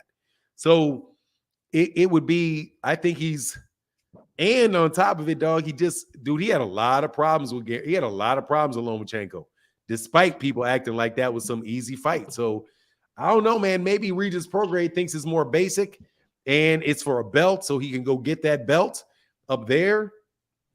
I don't know, man. I don't know what he's gonna do. It's gonna be interesting though. That's tough. I honestly believe, like, I don't feel like he really wants to fight Pro Graves. I think he's looking for a way where he can go somewhere where he won't be accountable to somebody else that can get their hands to and possibly give him the best chance to win. Because like you said, it's gonna be hard to command the type of money given the numbers that he made. And most of the people, because they didn't sell the fight, so most of the people probably was there because of Loma. It seemed like that when they were in the crowd as well too. It looks like, he's boxed himself into a point where he's gonna have to fight either the top dogs at 135, or he gonna go up there and find out what that 140 smoke is really like. Hey That's a man, tough place. I That's a don't know, tough man. place. Or he's either gonna have to lose. First of all, if he stays and fights the top guy, Shakur is going to beat him. So Yeah. that's a wrap. And I don't believe for anything that he nor anybody in that camp thinks he's going to beat Shakur Stevenson. I think that is a definitely an L. And the Gervonta Davis thing is definitely a potential you go to sleep. Like, not only can he lose to that dude, he can go to sleep. So Yeah. Devin can't punch. And that's the Yeah, it thing. won't be a good look. Like, you Yeah. can't punch. And Gervonta is going to be coming right at you. Like, he's going to be No. like, I don't see him winning that fight because he's going to come right at you and you can't punch. He I knows believe you can't punch. You know you can't punch. It's going to be tough. Well, he's coming into his man strength. He hasn't got there yet, but he's coming. So, by the time Me that too, fight come dog. around, Me too. I'm getting into my man strength too, dog. nah. You said at 14 you was giving man beating, so I don't know. Yeah. Hey, dog. I'm still waiting on my man strength, dog. You know what I mean? I'm waiting. Me too for now. I'm waiting for them. I'm waiting for them next 3 inches so I can go to the NBA, dog. Man, I'm telling you, I wish I had man strength coming like that too. You know what I'm saying? That man can't call computer law, call anabolic steroids. That's what that shit's called. But I mean, I'm glad that he won. I was really hoping that he would win because I want there to be this fight because it's so much disrespect being hurled at Tank in his camp, and all they do is just go and be quiet and go handle business. Whereas you got somebody constantly bringing names up, but tied to different places and can't do anything about it. Now that he's free, now the Tank's free, now the Shakur is available, we don't hear no energy. And they say everything but let's fight. So it's like the hypocrisy is just beyond me, man. And I mean, I like Devin. I like him, but he doing some things lately that's kind of like his father. Like he got some of his father's ways moving up in him right now. I think he's guilty by association almost by now, man. And I like, it's time to make the fight though. That's what I really want because I don't want there to be any excuses. Like I understand what it's gonna be when it happens. Like that Crawford and Spence. I'm a Spence fan. I'm a Bud fan. I believe Spence got what it takes to break him down, but that's a fight I believe we had to see in the ring to see what's really gonna happen. But when Tank and Devin get in the ring, I'm already knowing what's about to happen. And I don't think there's no way around it. I don't care how long he is, how agile he is, how much bigger. And I really want him to fight him at any weight so that they can't have no excuse. Because that's how I feel. I feel Tank gonna smash on him no matter what. Tank ain't gonna fight him at 140. You're gonna have to fight at 135 pounds. You like, I guarantee you, bro. Yeah, Tank a dog. Not with that money. Like, yeah. Not for that money. You gonna fight at 135 pounds. And the last thing. Oh, I'm sorry. I didn't mean to cut you off. Go ahead. No, you didn't. Go ahead, man. No, the last thing I wanted to make mention of, if he really truly wanted to get his value up, and given the perception that followed the fight, it was a close fight. I did edge it to Loma. I thought he won. Honestly, I thought given the criteria, he won 8 of the 12 rounds. But I looked at it again. I could see how you can give Devin a couple of rounds here and there. So I gave it to 7-5 or a draw at the best for Devin. But I think he runs that fight back and he beats him soundly. He pushes his stock way up. And in the popular opinion will go up. And I think it will cater well for any fight he makes with either Tank or Devin. But as of now, I think Shakur's the A side, even though he has the belts. And I know Tank is the A side to anybody, irregardless of belts. Hold on 1 second. I'm sorry. My wife is saying something. Oh, no. What else? Also, I wanted to shout out my man Upper Echelon, man. I'm praying that you get well real soon, man. It's always good to see and hear from you.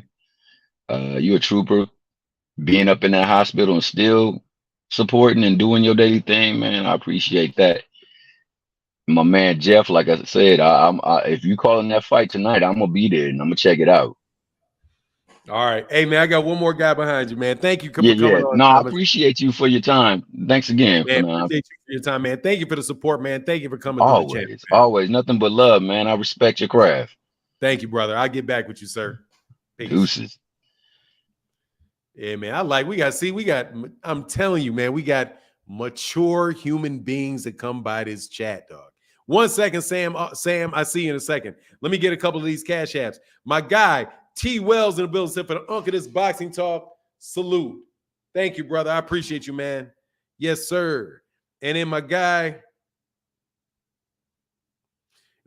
Marcus in the building once again said, hey, can you read my last comment? Marcus, you got to put it in there again, man, so I can find it. Much love for that $2 holler, brother. Thank you, Marcus. Can you put the comment in there again, and then I'll see it so I don't have to go looking for it? And my guy, Mr. Rated R 1129. I'm not going to say your name other than just saying Mr. Morrell said Omaha, Nebraska in the building. Spence is damn. He said Omaha, Nebraska in the building. Spence and 10. Dog, you supposed to ride with your boy from Nebraska, dog. Come on, man. You supposed to ride with your boy from Nebraska, dog. And my guy, Mr. Wembley in the building. What's up? Just with the $5 holler. No comments. Thank you, brother. Appreciate you. What's going on, John B? Let me give you a call for my guy, John Bowie in the building. What's going on, John Bowie? Now we got my guy, Mr.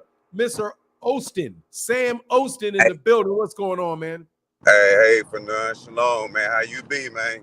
Man, I can't complain about nothing, brother. How are you? Hey, man, I'm out here still learning, man. Thanks for asking. Oh, hey, that's what's up. Hey, I got a couple of questions. A couple of comments real quick. Number one, have you noticed how mainstream boxing ain't on Spence side for nothing? All these ESPN dudes, oh my God, he hasn't fought nobody. The way he dominated Mikey Garcia, we get no credit because he can box. The way he stood in the pocket and fought Sean Porter's fight, not on the outside, want to pop a shot, catch a shot, dad didn't throw in no towel. Sean Porter himself said, I got myself up for Errol Spence fight. And then when you're fighting Terence Crawford, you want to be a podcaster. And also, growing up, that old saying, you don't mess with the quiet dude. The quiet dude will hurt you. Terence Crawford out here doing every interview, talking to Gervonta Ennis this, talking to Gervonta Ennis that. So who do you have in the fight? Because you see me, I'm riding through Dallas right now. I'm riding with EJ. Like, Dallas is behind EJ, man. Who do you got in the fight, Fernand? How do you feel about it? Who do I got in the fight? Yeah. Hey, man, I think I got Errol Spence, man, winning by decision. I just don't think that, like, it could be a knockout, it could be a stoppage. I mean, I ain't gonna underestimate Terence Crawford and being able to, like, if he hits something with Errol really big and catches him, or Errol beating him down and stopping. But the way that I see it, Errol just got so much. He's so fundamentally sound, and he's athletically talented, and he is just so, like, his punch output and his aggression is so consistent that you're going to wind up having a lot of rounds scored for him because he's the one pressing it, he's the one pushing it, and Terence Crawford ain't getting in there and getting unscathed. Those shots are going to be landing on him. So I got Errol in a decision. They say, okay, two more things real quick. They say EJ just stay in front of you. He doesn't have defense. Man, we need to start touching on Errol Spence's defense. The man really don't get hit. On top of that, what makes Bud so special? Man, I've been trying to do my research. I've been trying to find something that stands out. I mean, he had 39 fights, but against who? I know we always make that about who. You fought Sean Porter, which was a shell of himself. Kell Brook was a shell of himself. And look, the biggest thing is we hate these triangle theories. I'm not going out for that. But the position and the places that these boxers were in their careers whenever they fought, Crawford compared to Spence, it's like night and day. And also, Terence, you hit Errol with something big, he smiled and keep coming forward. What you gonna do then? What are you gonna do then? So I just want to know what makes Terence Crawford so special, number one, pound for pound. I'm so lost about it. Hey, man, well, let me tell you something you said that I thought was interesting because you phrased it in a different way than a lot of people phrased it. You said Errol Spence Jr. just stays in front of you, right? Right. What they say is that the other fighter just stands in front of Errol Spence. You see what you say? You see the difference? Right. Errol is staying in front of you, like as in he wants to stay right there in front of you. It's not the other dude's choice. Right. What they do is they keep acting like people just want to be there. Like you're not giving anybody because over and over and over and over again, if somebody can't get out of you dropped off, if somebody can't get out of the way of you, it may be something that you're doing to keep yourself in front of them. You know what I mean? Like, and Texas is really big on football. Texas really, Texas got some athletes. Them football players, that's half of football, staying right in front, like a defensive back. Their thing is staying right. They're not trying to keep that Deion Sanders right on top of you. Deion Sanders is staying right on top of you. You know what I mean? That's two things. It's called that hip bone shot, and when he get him up, he get aggressive and push him back. I don't know what people be looking at. You know what I'm saying? Bud, he's an okay fighter, but he kind of on the Canelo wave. I'm glad you took the fight finally, but all that soft talking and you doing this, that, and the third, it's not impressing anybody. It's not scaring anybody, man. You want to fry some fish? Man, come on. Do you not know we from Texas, man? For real, we got fish all over this mug, for real. But we got the biggest fish right here. Like, the other thing, why would you go to Vegas and fight? I remember last time we were talking about that. Why do you want to go to Vegas when you come right here to Jerry's World? I'm probably 15, 20 minutes from Jerry's World. That would have been a bigger payday. You would have got some more money. And then the rematch clause. They're going to get that. Nah, they're going to make more money there. Because they're going to charge Oh, yeah. The way Vegas tickets work, nah, dog, they're going to make dumb money there. Because if you think about it, you got 60,000 people, right? Those tickets, those upper level tickets, man, they're going to be like $200, $200 up there.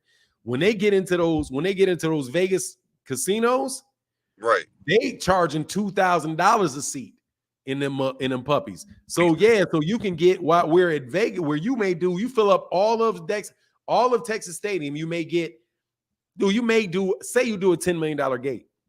Right. Dude, Gervonta Davis and Ryan Garcia did a $22 million gate in the same place that they're about to fight. So they're going to wind up selling them tickets for the same amount. They're probably going to do a $22, $25 million gate there because they got all the gamblers. They got the high rollers. That's why they're going there. Now that even Errol was like, nah, we can't do it in Dallas. We got to take this to Vegas because that's where all the money is. That's where all the money is. But so that's what Terence Crawford doing the press run for, so he could prove that he could sell some tickets. Because like I don't know too many people checking for Terence Crawford. That David Avenetian fight. I know you do this boxing stuff every day, so you're gonna come in on it, but man, so many people missed that mug. Like, bro, we're not checking for that. On top of you gave Errol 360. You dip. Guy said nosebleed seats are $800 in Vegas right now. StubHub, yeah, they're gonna go up too. Oh, look, he gave Errol 364 days to sit back and heal up some more. From a dude who got threw out of a freaking Ferrari downtown, like on the raggediest streets in Dallas. He walked away from that, came back and beat 2, 3 dudes, closed one eye. It took them so long to put the Udenis Ugas fight on YouTube. Man, I know they had to push him, like, scare somebody. And then going back and watch the Ugas fight, after he got rocked and his mouthpiece came out because of his teeth or whatever, man, he turned up the pressure and closed this man's eye. I don't think Bud would be able to get in, get out, slip the shots, take his half a step back counter, do all of that, Bud, for real. But, like, he got some dog in him, so it's definitely going to be a fight. I don't see it being 50-50, more like 70-30, because Bud hasn't proved anything to us here in the city. So, yeah, so that's just my thoughts about the fight. Hey, man, I appreciate you coming through, man. Thank you, Sam. I finna hit you on that old super chat, man. For real, I got to bless your game because you be blessing mine, man. Hey, I appreciate it. I only can do Cash App, bro, because I'm a little bit of a prison right now. But I appreciate you. I got you. I'm finna check the comments. And I got you. I'll send you all right, Brian, I appreciate you. But if you can't, you can. If you can't, you can. I appreciate you, brother. No, shalom. I got you. All right, man. All right, for now. All right. Damn, my dog, man. Yeah, that's what's up, man. Thank you, brother. I appreciate that, man. Yeah, man. Yeah. Hey, let me get a couple of these cash. Let me get this Cash App right here. My guy, Frequent Flyer, said, bang, bang, Cash App gang flyer here. Frequent Flyer in the building. Thank you, Frequent Flyer, bro. So I'm trying to tell you, as I rocks with Frequent Flyer, bro. I rocks with Frequent Flyer, man. My guy, Michael Dimps in the building, said, said, your humbleness is reflected in your chat. Hey, thank you, brother. I mean, I don't know how I can be anything but humble, dog. I ain't gonna lie. I don't even understand how I can be anything but humble. Lord, man, God, if I don't get humble, God will humble me. Woo-wee. If I don't stay humble, God will do it for me. So I ain't trying to do that. He said, Mr. Tell It How It Is. Read comment. Yes, sir, Marcus. Yes, sir. Oh, Mr. Tell It Like It Is. Oh, my bad. Let me slide back and see Mr. Tell It Like It Is real quick. Hit the link, man. Y'all jump on the chat, man. I need a Terence Crawford fan on the chat. And not Tim, because I saw Tim out here trolling me on my channel. Rick Tim out here trolling me on my channel, talking about blah, blah, blah. I saw that, man. Hold on, man. Mr. Tell It Like It Is said, I believe Devin is going to keep the belts, move to 140, get a belt at 140, then come back and use the belt as leverage. Dog, he ain't got no leverage. They ain't going to get him no more leverage. Mr. Tell It Like It Is. Mr. Tell It Like It Is. Thank you, brother. Appreciate you. Let me give you that gong, bro. I heard you. I saw that. Blah, blah, blah. I saw that. I was like, that's Rick Tim's. Let me not do my typical snap because I'm trying to be better. You know what I mean? I'm trying to be better about it, dog.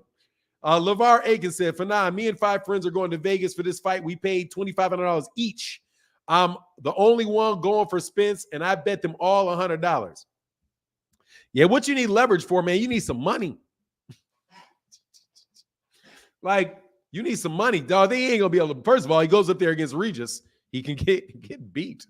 Like, let's give Tank that leverage. Let me tell you, like, look, dog. Look, to get more money, dog, he ain't getting more money for Regis program. Dude, he's been. Let me watch this. Watch this. Devin Haney has been with every major. You realize he has fought on every major network? Name a fighter that has fought on every major network.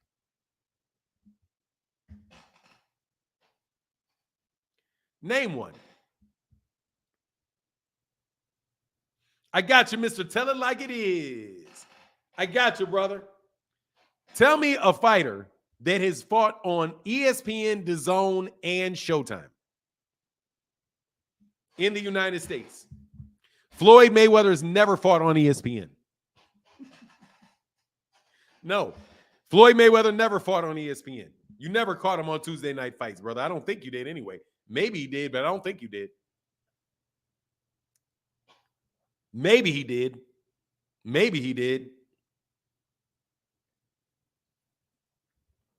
I'm talking about nope. Canelo has never fought on ESPN. Never fought on ESPN. Let me get to my point, though. Let me make my point. This is my point. That Showtime will see you later. You got to take another deal. See you later.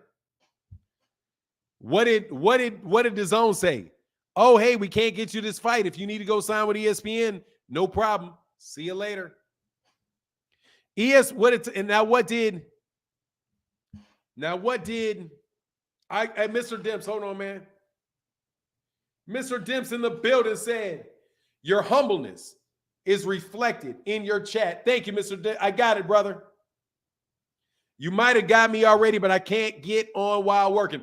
All right, Michael Demps. Thank you, brother, for that support, bro. Thank you, man. And my guy, hey, Ray Davis in the building says, support the chat, dealing with family affairs. All right, man. Yeah, I was expecting you to get on. What's going on, Ray Davis? Thank you, brother, for that support, man. Thank you, man. Thank you, man.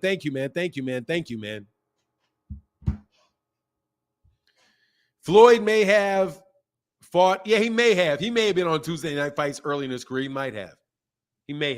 There's a possibility for that to have taken place. There is.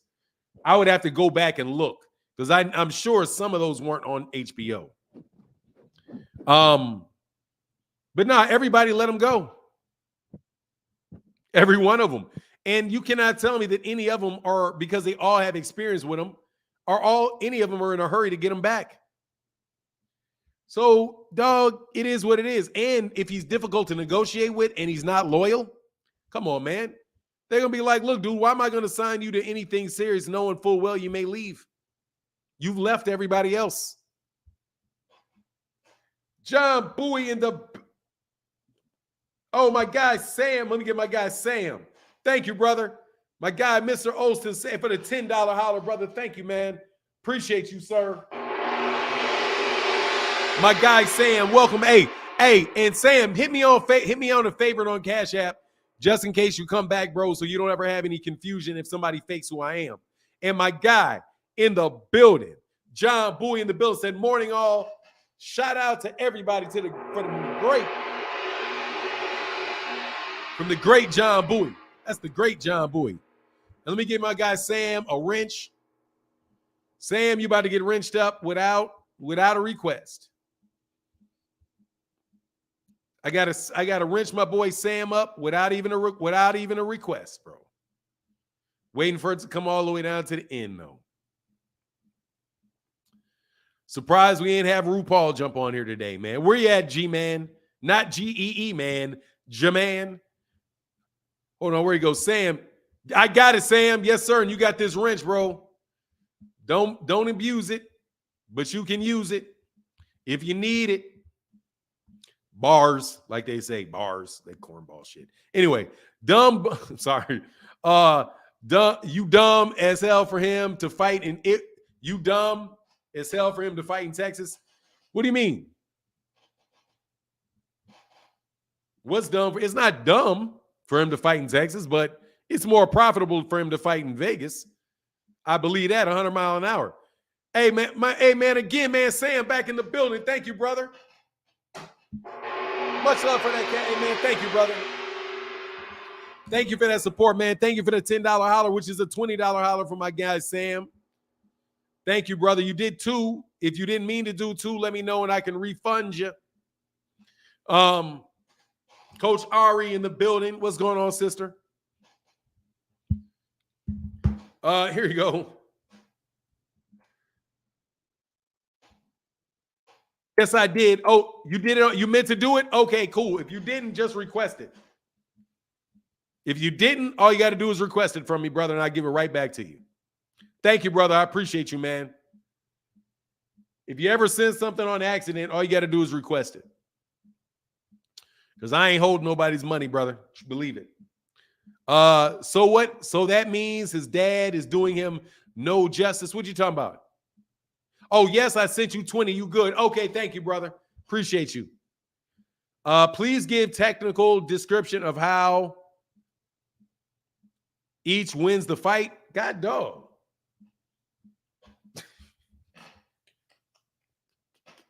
Dog, you gotta cash app that one, brother. Come on, man. God dog, you gonna try to put me to work, huh? I can't know how many times I can say it. I think Terence Crawford needs a knockout to win. He's gonna have to hurt him. He's got to knock him down, or he's gonna have to knock him down multiple times, or he's gonna have to knock him out. That's what Terence Crawford's going to do. Errol just needs to do Errol and put the pressure on him and keep landing shots, keep landing punches to the body, wear him, landing that jab, work himself in with that jab, and he's going to win a decision. I think Terence Crawford needs a knockout to win. That's me. I can't get any more. I mean, that's as technical as I can get. Hey, LeVar Aiken said, long layoff by Spence hurts Crawford bad. Much love in that cash app, brother. Honestly, man, they both got a long layoff because neither one of them had any tough competition. Yeah, I don't count that David Abination as a fight, man. I don't even count that as a fight. Hey, Coach Ari, my sister said, good morning, I'm late. Team Spence, much love. Hey, Coach Ari, thank you, sister. Thank you, Coach Ari. Oh, here you go. My bad. I didn't see you, Demetrius. Just popped up. What's going on, Mr. Hunter?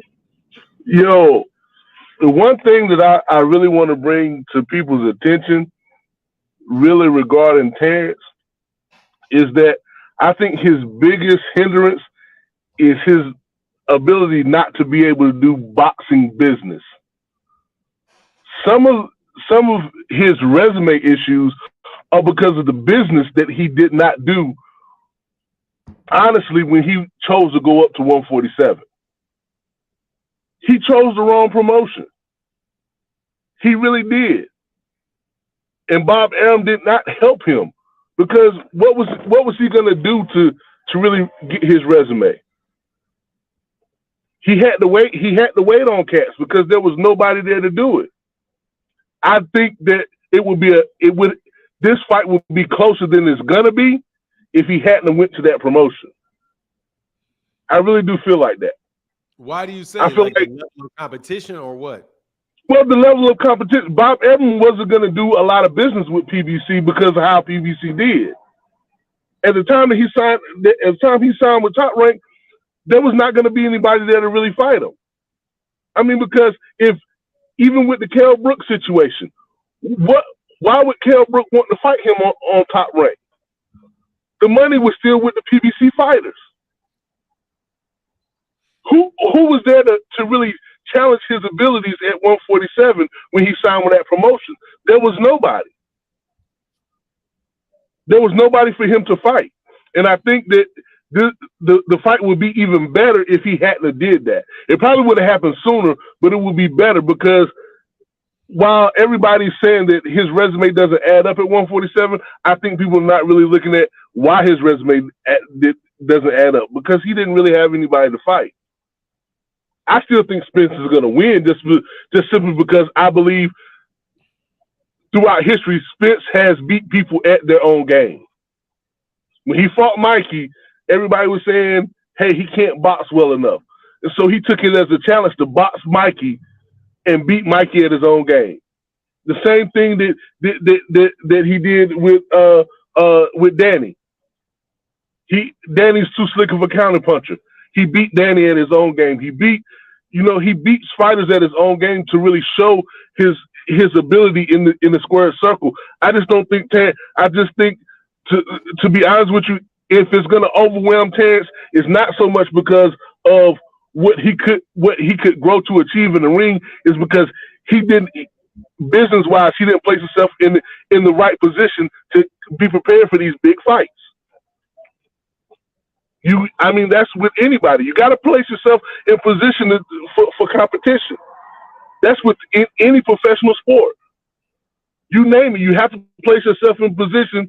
Even if you break it down to a kid, even if it was basketball or football, if you break it down to a kid that has real good potential, there are certain schools in college you need to go to play the best.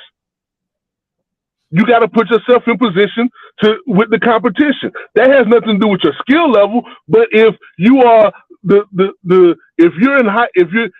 break it down to football. If you're one of the greatest high school defensive ends, if you go to, and I'm not trying to play HBCUs, but if you go to an HBCU and you dominate, they're always going to look at it differently as if you would have went to an SEC school and dominated. Those choices matter, and I just don't think he made a good choice when he wanted to go up to 147 because the map was there. It wasn't like it was hidden from him. It wasn't like the business was there. He just didn't want to do the boxing business. He just wanted to box. That's all. That's the only point I wanted. That's the only point I really wanted to make.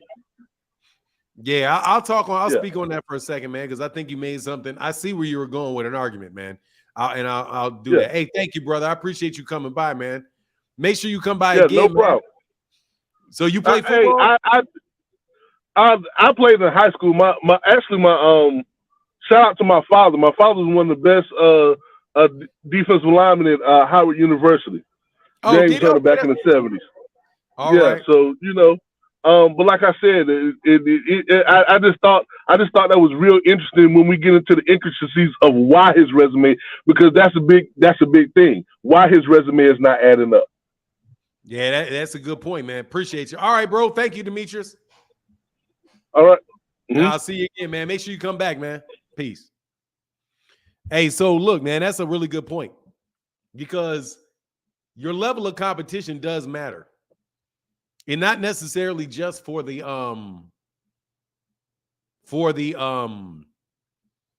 like what people say about your resume, but the level that you're used to playing at, the level that you're used to playing at. And you can't argue about that. When you get in there and you see it. You know what I mean? Like if you playing junior high school basketball is slower than high school basketball. High school basketball is slower than college basketball. And college basketball is slower than professional basketball. At every level you go up, things are speeding up. And if you are out there playing, and if you are consistently playing at a level where the person's not as fast as you, what happens when you get in there with somebody that is? But that person is used to always dealing with pressure. And he's used to always playing at that. He's always used to playing against that level of competition. And there's not as much shock to it.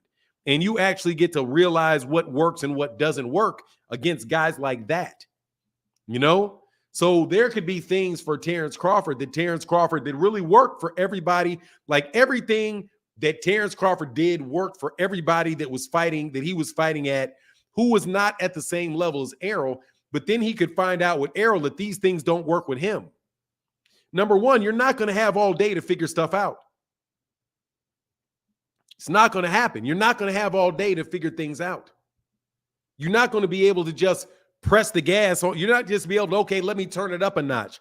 And you turn it up a notch, then he turns it up a notch. And then you try, and what are you going to turn it up a notch again? And then he turns it up a notch. So you saw with like your Danny's Ugas do that Errol turned it up a notch on your Danny's Ugas, right? Kel, bro, I mean, if you get Sean Porter, I just don't know whether or not, and only Sean Porter really knows this, you know? And honestly, it may not even be anything that anybody really could know until you see the effects of it, right? Until you actually see the effects of it. Like y'all trying to debate somebody. Dog, it's harder over here. Let me use this example. It's harder to debate me because you're not going to get away with the things that you used to getting away with people. You're not going to change this. Oh, let me just change the subject. Let me just keep talking till let me just keep talking till he stops talking. Let me deflect. Let me switch. It's not going to work. It's not going to work because it's a higher level. It's a higher level, right? It's not. So a lot of the things that Terence Crawford, like the adjustments, you think Terence keeps making adjustments. Dog, what adjustments are you going to make to that? You know what I mean? Like, what is the adjustments you have to make is that you just have to go faster. What if your adjustment is you have to fight faster and harder the entire fight? That's the adjustment. Not, well, let me switch southpaw, let me change the angle on him and confuse him. Because I'm going to tell you right now, that's the adjustment that he's going to try to make. The first adjustment he's going to make on Errol is trying to change angles. Either going from orthodox to southpaw or from southpaw back to orthodox. If Errol has something working, he's going to adjust by changing the angle on Errol. Errol already knows that adjustment is coming. If he comes out in orthodox, you know full well he's going to switch. As soon as you start landing jabs on him consistently, he's going to switch to, actually, he can't switch to southpaw. Because switching to southpaw is going to make it easier for you to learn the jab. It's going to be interesting, man. He better start that fight in southpaw. If he starts that fight in southpaw, he's going to start eating jabs. He's going to start eating jabs. I'm telling you, and you're going to try to catch Errol coming in with, I'm telling you, it's the hook. It's the uppercut in the hook. And it's that combination. Hold on one second, man. Hold on, Sam. Much love in that cash app to my guy, Strap Season. Shout out to John Bowie. Thank you, guys, to my guy, Monster J, in the building in that big time cash app. And hold on one more again. To my guy, T. Well said, because there's levels to this shit. There's levels to this shit. My guy said #tag man down. Yes, sir. What's going on, Sam? Sam Osteen back in the building. Hey man, I'm just sitting up here listening, and everybody making valid points, man. I kind of agree with everybody, but again, like if Bud does switch to southpaw, and he go ahead and start throwing his shots, it'll be like, bud, you're not gonna out jab this man. Or work. Or when Sean Porter was bull rushing him and trying to do what he had did to Earl, and he'll spin him into the corner, he'll make a half a step back. So what happens when you make a half a step back when somebody's touching your body? And again, who has hit Terence Crawford back? Every time he turn up the little pressure, whatever people want to say he does, there's nobody hitting him back. I have not seen him in a dog fight. Everybody wants to keep talking about resumes. EJ done been in the Sean Porter, Danny Garcia, like Demetrius was saying. We fought Mikey Garcia. We fought the longer Ugas. Ugas touched him with something, but everybody in America seen what happened when you touch this man with something. Just like y'all was saying, there's levels to this. So, Terence, what are you going to hit him with? You switch to southpaw, fine. We can have a southpaw match. You go orthodox, we can have that matchup. I just really don't see anything that Terence Crawford brings to the table that this man hasn't seen. We want to keep talking about boxing pedigree. We are talking about an Olympian. I don't understand what's really going on here and how Terence Crawford even thinks that he'll win this fight. Because like I said, he's not fighting a David Avenisha. He's not fighting a Jeff Horn.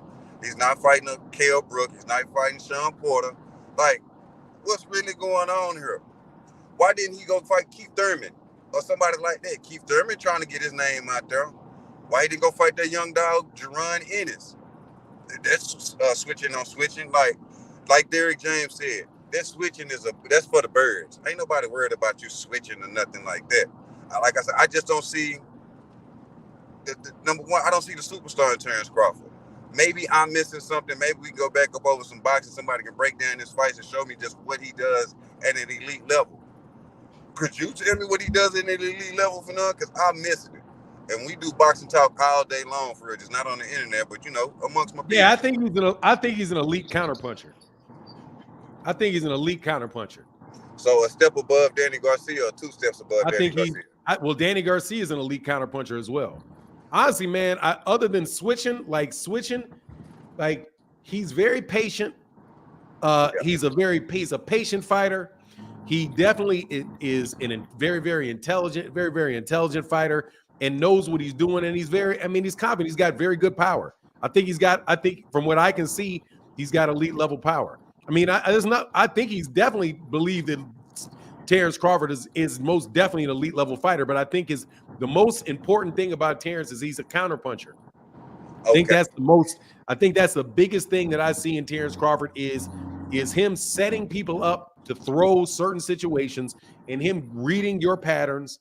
And once he sees your pattern, he'll apply a combination to it, and he's going to be able to counterpunch off what you're trying to do, and he can hit. So the fact that I think he's also got power in both hands, right? He's got power he's got his power in his right hand. He's got power in his left hand. Okay. I definitely think he's an elite fighter now.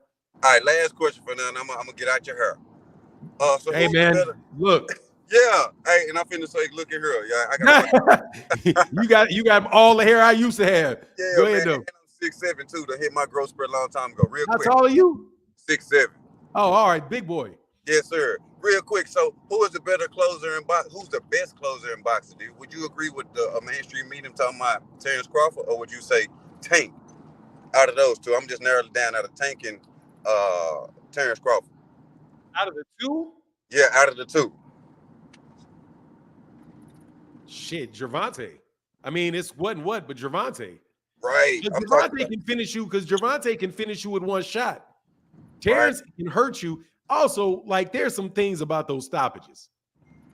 When he stopped, that Sean Porter fight was not a. That's not. Come on, Fanad. Come on, man. That's not a man. Knocker. That his dad threw in the towel. That shit with Sean Porter was way too early. Way too. David Avenishan, he got David Avenishan like that. He hit him with that uppercut and that hook. He stopped, but the padding flew out of his gloves. So I don't even know what the fuck going on with his gloves. Gate. I'm gonna tell you something else. Devin Haney is 5'9", Tank is 5'5", Mario Barrios, or Leo Santa Cruz was 6 foot.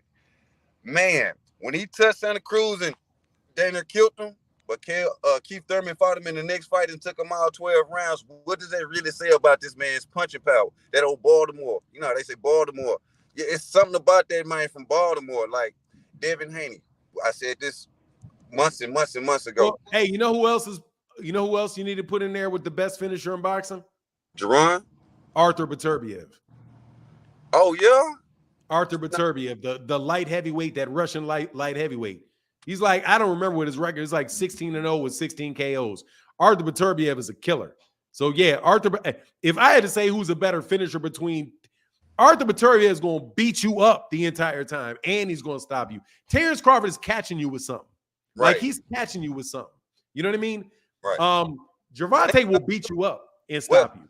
Tank kind of catches you with something too. Because beats you we're up, not man. talking about his elite counter punching, because the way Rolly threw that little duck out there and he slipped in it, bam, he caught Leo Santa Cruz. He caught everybody but Pitbull, pretty much. So I see what you're saying, but and say his name one more time so I can go do my homework. Arthur Beterbiev. Beterbiev, yeah. You just look at the 175-pounder Arthur Beterbiev, and of course you know who the best finisher in boxing is. Period, though. Who? It's Deontay. Like, it's just Deontay. Yeah, Deontay's like, because dog, it's just zipped. You know what I mean? Like, you know what I mean? The last dude hit him with that Ali shot. Bam. I'm talking about he just his right hand. I mean, bam. He's just gonna hurt you, bro. Hey, and he put Tyson Fury down a few times, but I don't even want to re-go over Yeah. I mean, he's the dude that. Right. Yeah. All right, bro. I appreciate you coming back again. Oh, man. Have a good one. All right, man. All right. Shalom. I think that's the response. Hey, praise. Shalom, brother. Shalom. My guy, John Bowie, in the building said, hey, driving can't be in the chat. Thank you, John Bowie. Thank you, brother. Thank you, brother. Fanon, if you're a Bud's trainer for this fight, what would you be working on in training? Holding is what I would do. Holding. Grappling. That's what I would work on. And also, he's got to be really active with them body shots. He's got to be more active. But honestly, man, I'll leave it up to them. I can't really tell those dudes to work what to work on because they're the experts. You know what I mean?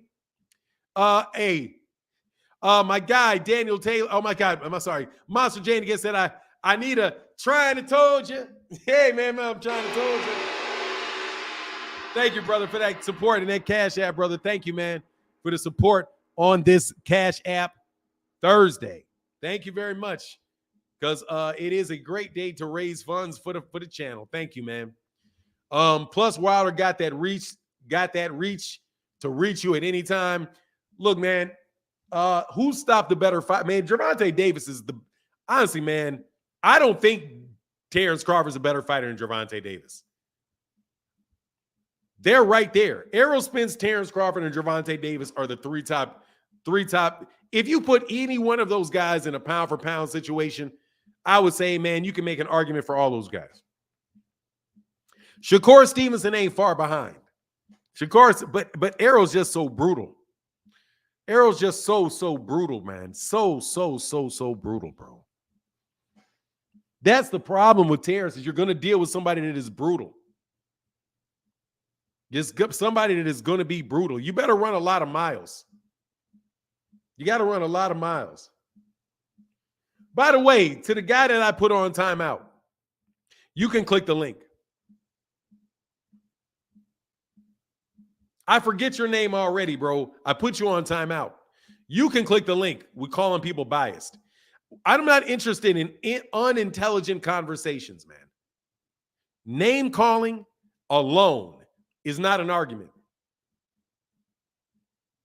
Okay? Name calling alone is not an argument. You're just biased. No, you can't explain why he's wrong. Just calling somebody biased by itself. Jay Dodge, brutal, huh? He couldn't get Mikey Garcia out of there. Yeah, he's brutal. Yes, Dodge Jay, yes, he's brutal. Absolutely, brutal. Yeah, dog, he's brutal. Dodge J, and you can hit the link. Yes, he's brutal. If you hit somebody, I don't know. How many times did he hit him? Let me see something real quick. Errol Spence versus Mikey Garcia. And by the way, you're acting like Mikey Garcia is not a very good fighter. You're acting like Mikey Garcia is some pushover, bro. Mikey Garcia was a 140-pound champion and is a better fighter than anybody that Terence Crawford beat at 140 pounds. Thank you very much. Let me tell you this. If Terence Crawford would have beat Mikey Garcia at 140 pounds, it would have been the best win of Terence Crawford's career at 140 pounds. Also, Terence Crawford did not stop Victor Postol, since we want to do all of that. But let's go punch stats. And I don't understand how you can be ignorant enough not to say that Errol Spence Jr. is not brutal. Like, what are you fucking talking? Like, what are you talking about? How could you say that? Let me see.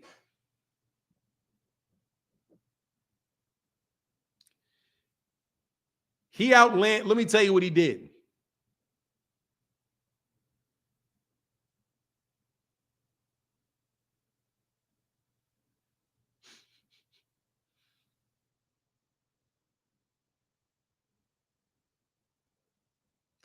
That man landed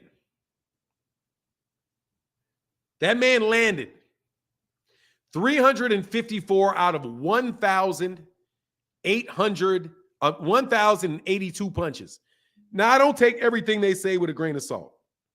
Okay? Don't take everything that they say with these numbers as it's golden. However, as a general benchmark, Mikey Garcia, the total number of punches Mikey Garcia landed in 12 rounds was 75 punches. And he landed 11 body shots. Mikey Garcia only threw 406 punches the entire fight. Do you know how many punches that is around? That means he only threw about 10 punches around. The rest of the time, he was getting beat on.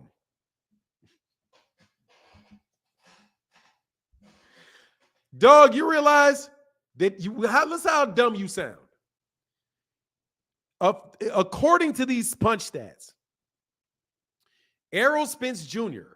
only landed 60 fewer punches than Mikey Garcia threw.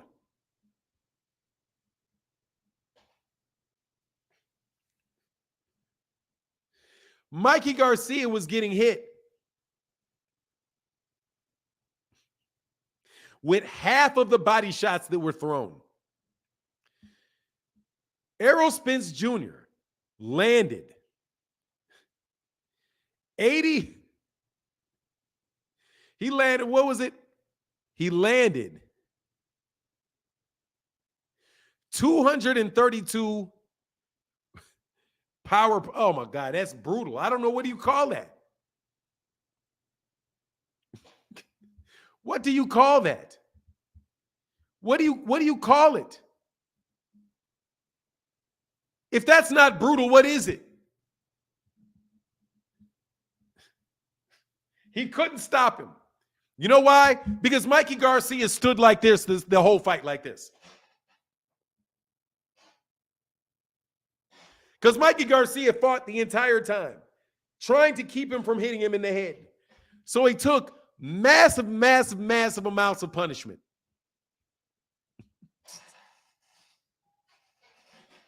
You're wild, bro. You're wild, bro. You don't think that was brutal? That was a brutal whooping. Yeah. Yes, it was. Working on, hey, John Boy said, work on throwing in that towel. Dog, he stayed in his shell the entire fight, and Errol just beat on him. And then whenever he acted like he was trying to do something, Errol would just take a couple steps back. He'd take a couple steps back, make him miss, and then step right back in there and start beating on him some more, man. And by the way, Mikey Garcia is a Hall of Fame level fighter. Mikey Garcia is a Hall of Fame level fighter. Hall of Fame level fighter. Hey, my guy, Willow 717 said, always great content. Love your channel. Thank you, brother. Appreciate you, man.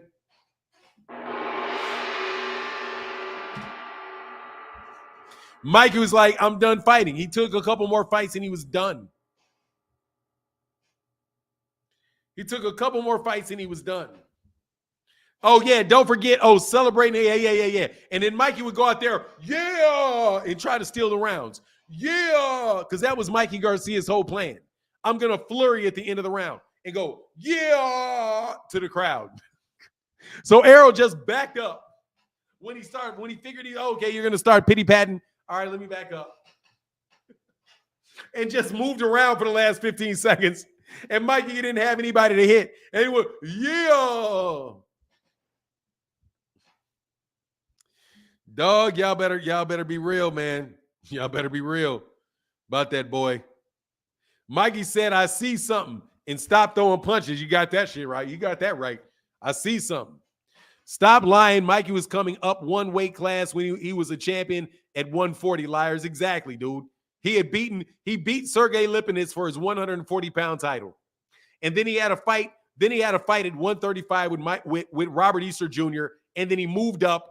Then he unified. Then he moved up to 147. He already had a fight at 140.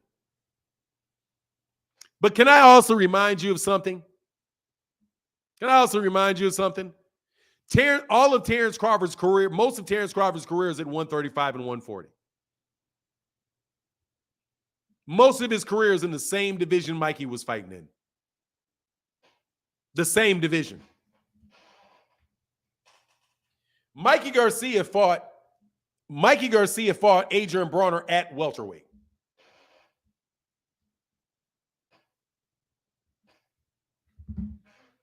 Mikey Garcia fought Adrian Bronner at welterweight. Thank you very much. At welterweight. He didn't fight at 140. He fought at a catch weight of 143. 143. Fought him at welterweight.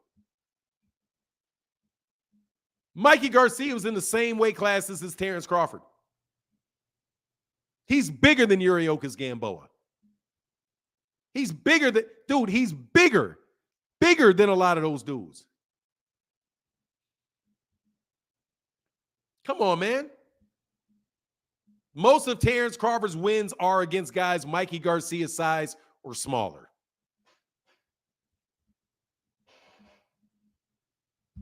So why didn't he knock out Victor Postol? Right? Did he knock out Victor Postol? No, he did not knock out Victor Postol. Did Terence Crawford knock out Ricky Burns? No, he did not knock out Ricky Burns. Did he knock out Ray Beltran? No, I don't think Terence Crawford. Did he knock out Ray Beltran? I don't think he knocked out Ray Beltran. Hold on one second.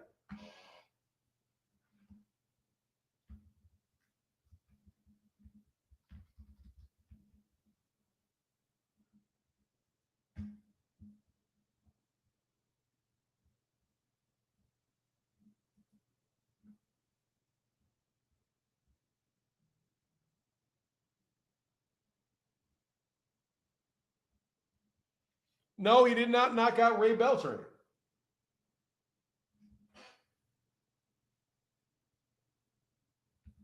He didn't knock out Ray Beltran. No, Ray Beltran went 12 rounds. 12-round unanimous decision with Ray Beltran. He went 12 rounds with Ricky Burns.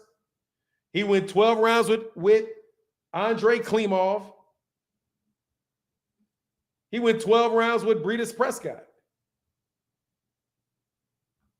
Or 10 rounds with Britas Prescott. He didn't knock out Ricky Burns. He didn't knock out Ray Beltran, and he didn't knock out Victor Postol. John Molina, Felix Diaz, Julius Ndungo, Jeff Horn, Jose Benavidez, Amir Khan, Igas Kalvanakis, Kell Brook, Sean Porter, I don't think he knocked out Sean Porter. And David Evanesian. Dude, that is AB's a bum. Oh, wow, they got a new thing. I can ban you and delete all of your comments. Enoch P. Life. I think I will put you on timeout instead of banning you and deleting all your comments. We're going to put a pause on that. Hey, my guy, Sam Ostin back in the building. Thank you, brother, for that support. Outboxed the boxer. Outboxed the boxer. Yeah, he did. Because he saw something. He's too flat-footed. That's easy. I can just cover up those shots at the end of the round and I can beat him, even though his trainer was telling him desperately, do not fight this guy. Desperately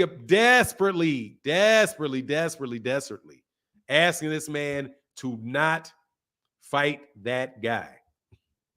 Hit the link, though. You got, he's a bum. He's a bum that went the distance with Manny Pacquiao. And honestly, I thought he fought very well against Manny Pacquiao. I didn't think that it was, I thought that fight with Manny Pacquiao and Adrian Bronner was closer than they say it was. Bronner's not a bum when he was serious. Bronner's not a bum, period. Bronner has never had a fight where he was blown out. Let me repeat this. Adrian Bronner has never had a fight where he got blown out.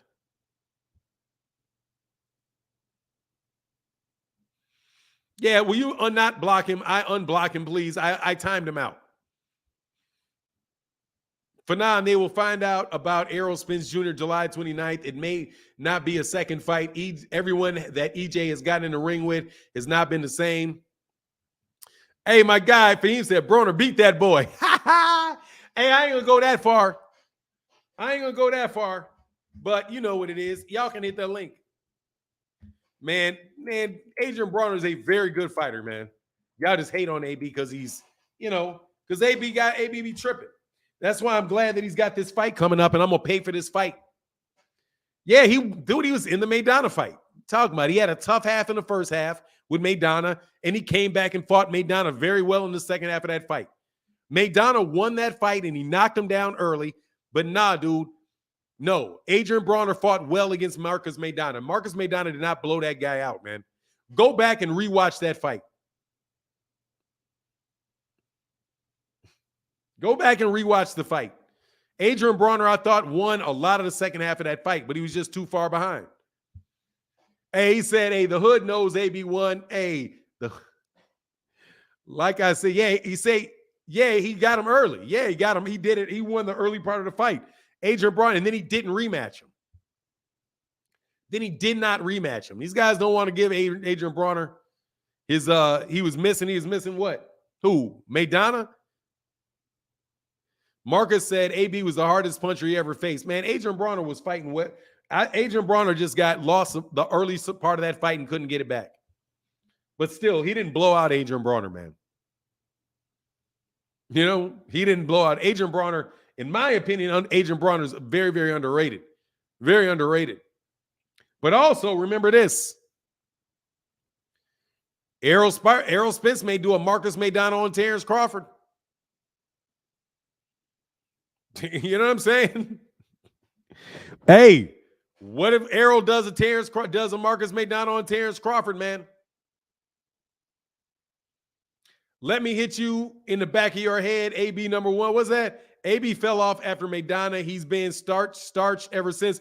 Nah, dog, he ain't never been. Who starched him? Maybe Mike. I think Mike. He put up a good fight with Mikey Garcia, and he's clearly weight drained for Mikey Garcia.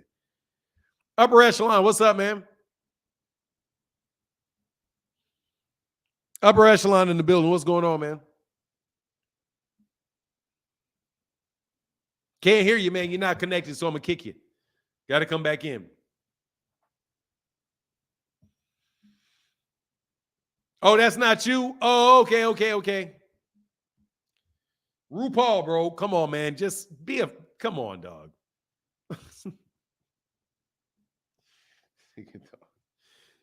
His dude RuPaul, bro.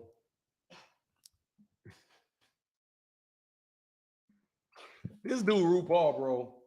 God dog, man. Come on, man. Dog, somebody just brought up mental illness, brother. You come on, man. Come on, man. We will see. No, I'm telling you, man, it could be. He could do a Marcus McDonough on him, dog. And you like, whoa, all that pressure. Whoa, all that pressure ain't that easy to deal with. Because that's how AB fought. Dude, AB fought a little bit like Terence Crawford in that same pacing. He fought slow in he fights slow in the beginning, figuring him out. Does. In the pacing of the fight, yeah, he does. Terence Crawford likes to take his time. He likes to figure the guy out. That's what Adrian Bronner likes to do. Adrian Bronner likes to take his time. He doesn't have a very very high punch output. Neither does Terence. Let me see.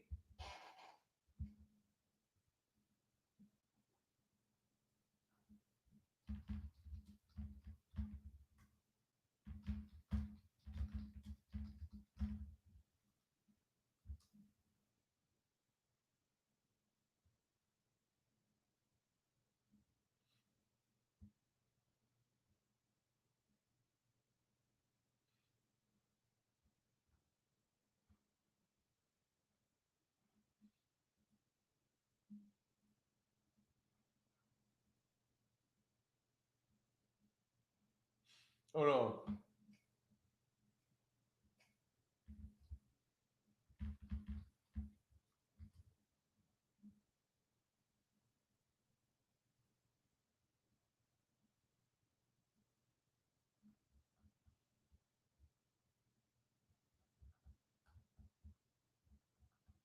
I wish I had access to the box. I'm not big on.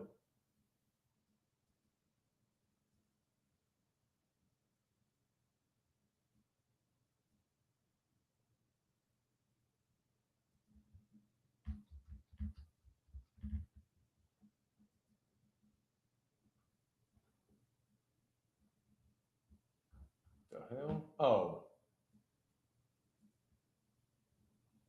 Box stat. Okay.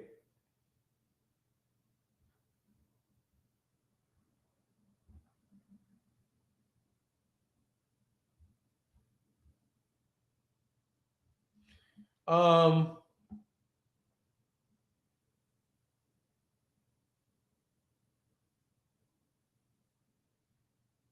God, dog, they got his best wins as Kell Brook. He fought in 20. That was that long ago. Uriokas Gamboa and Aegis Clevis.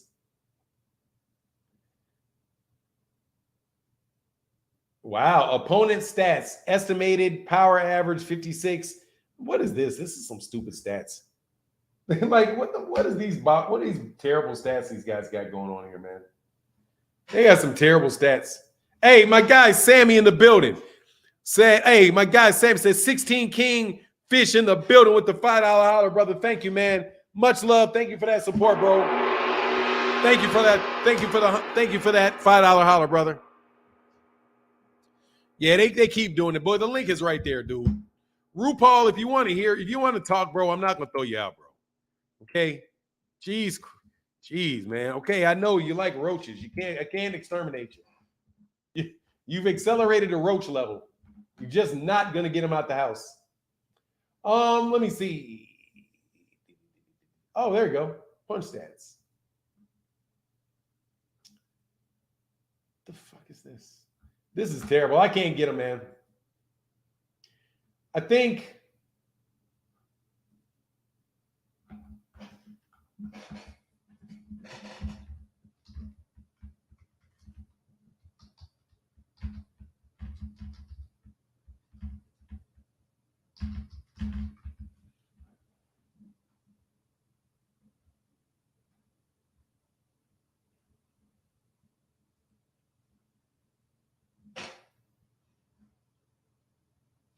All right.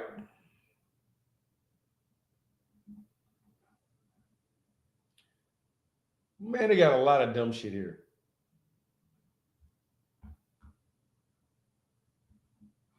Hold on.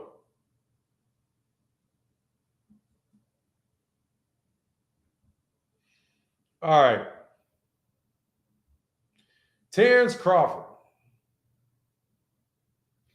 Punches landed per round is 15.7. Errol Spence is 21.4.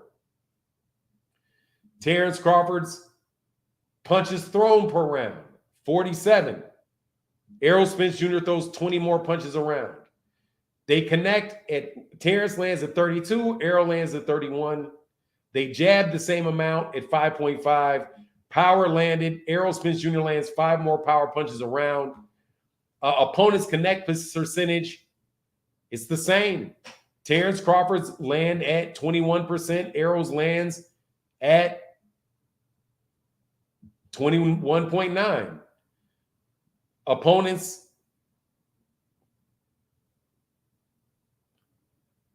is 29.2, 26, so he lands a little more on Errol. Opponents land 9. They land 7 on Terence. That's why they got Errol ranked higher statistically than him. But I'm trying to see, like, compare him to, like, everybody else. Like,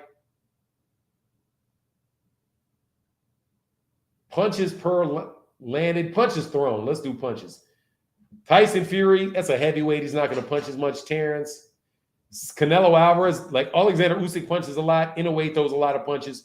Gervonta throws less punches than Terence does. Dimitri Bivol throws a lot. Arthur Beterbiev throws a lot. Errol throws a lot. Inoue throws a lot. Usyk throws a lot. The person that throws the least is Gervonta. The person with the highest connect percentage is Sal Alvarez. So again, now look, watch here. So you have Canelo Alvarez, right? And you got Dimitri Bivol. Dimitri Bivol is throwing 55 punches compared to Alvarez's 40. And that punch output wound up affecting him. But Terence Crawford's a little bit more active with him, but not a lot. Arthur Beterbiev is throwing 60. Interesting stuff, man. You really can't tell a whole lot out of that, though. Hit the link, though. I mean, look, man, it's going to come down to what they do. One thing is for sure. It's going to come down to what they do that day. What you know for sure is it's going to come down to what they do that day and how they fight that day. These guys are not robots, right? They're going to have to figure, they're going to have to be in there, and they're going to have to win it's how intelligent they're going to be that day. Click the link and give us a show. Yeah, man, hit the link. I think I gave, and again, man, thank you to my guy, Mr. 16 Kingfish in the building. Marcos cheated AB, though. Look, dude, you better be careful about Terence and them gloves. You got to be careful about Terence and them gloves. No different. Fanon, you be on point with the breakdowns. Yeah, I mean, those are punch box statistics. It gives you a general idea what's going on. As far as they can tell when a punch was thrown, though. They can tell when a punch is thrown. I'm not so convinced that they're really good on when punches land. But Errol Spence Jr. is somebody that's going to throw a lot of punches. And Terence Crawford's going to throw a lot of pity-pat jabs in this fight, probably, because David Avanesyan was coming forward and throwing a lot of jabs. So he's going to back up, throw a lot of jabs. But even in that high guard, what's going on, frequent flyer in the building? Said Glovegate 2.0. Yeah, there was a Glovegate, man. A dude had defective gloves. So full well they're going to pay very, very close attention to that man's gloves. But, I mean, we'll see whether it is. And if that was any issue, maybe that has something to do with his knockouts. You better hope that didn't have nothing to do with them knockouts, partner. Fanon, can you please do me a personal favor and warn Errol's dad about those gloves? Dog, they see it. Watch this. Hey, Errol and everybody in this camp, Bud's gloves blew up.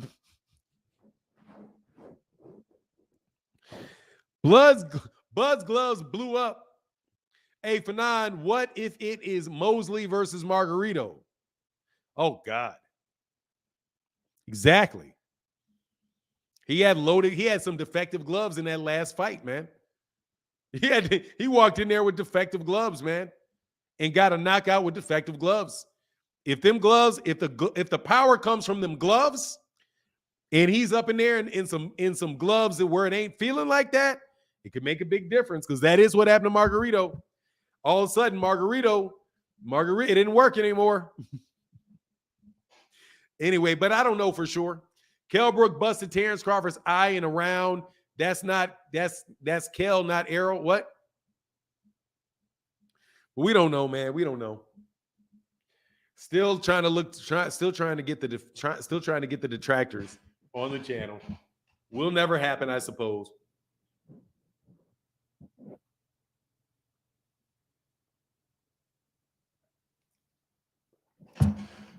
Oh yeah, there's too much at stake. They will have everybody watching the gloves when they wrap them hands. Oh, dude, they're not. He's going to get in there with gloves that are most definitely approved. They're not going to be old. Not going to. And if there's anything funny with the gloves when they walking in there, they're going to have him replace the gloves immediately. They need to check Bud's gloves. Yeah, absolutely. They need to check Bud's gloves. Dude, for you to be like one punch knocking people out, and then you have an issue with fighting and knocking people out in defective gloves. Oh, clearly old gloves. Yeah, of course they're going to be on it. Nobody missed that, man. These guys watch these videos. They know that stuff. They know about it. Both fighters wearing Everlast. Yeah, they both wear Everlast. Yeah. So they're going to make sure with Everlast, don't give him no defective gloves. BLK got them gloves. BLK got them gloves from Goodwill. Nah, I just don't know where he wore those gloves before. You know what it seems like is probably some old gloves that he then added a logo to. But those gloves are old, man. They look like they were old. But at the end of the day, man, we'll see, man. That glove accident mess won't happen again. Yeah, I agree with you, Tim. Rick Timms. Click the link, Rick. Rick. Click the link. Click the link on the freak accident. That ain't no freak accident. Okay? He got into the ring like that. That was not a freak accident. He got into the ring with the gloves busted up.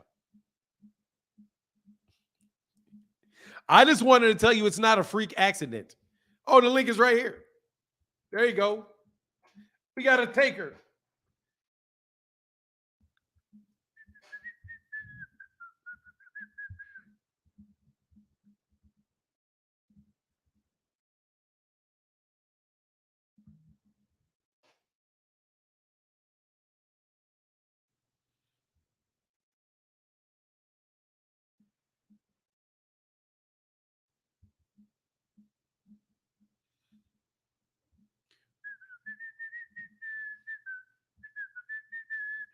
Hey, if you're in the back, give me a second.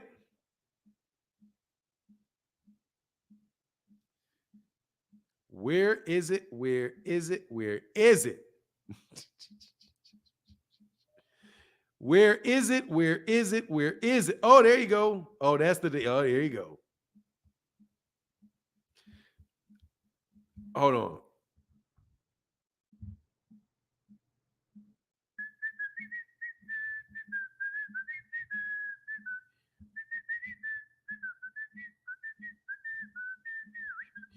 I have to find it. Fanad look happy as hell. He got a taker. Oh yeah, I do. Because I'm gonna show you. What is this? It's a dynamic grid.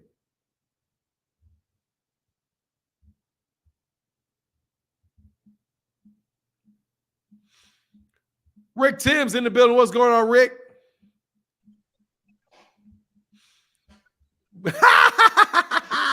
What up, Rick?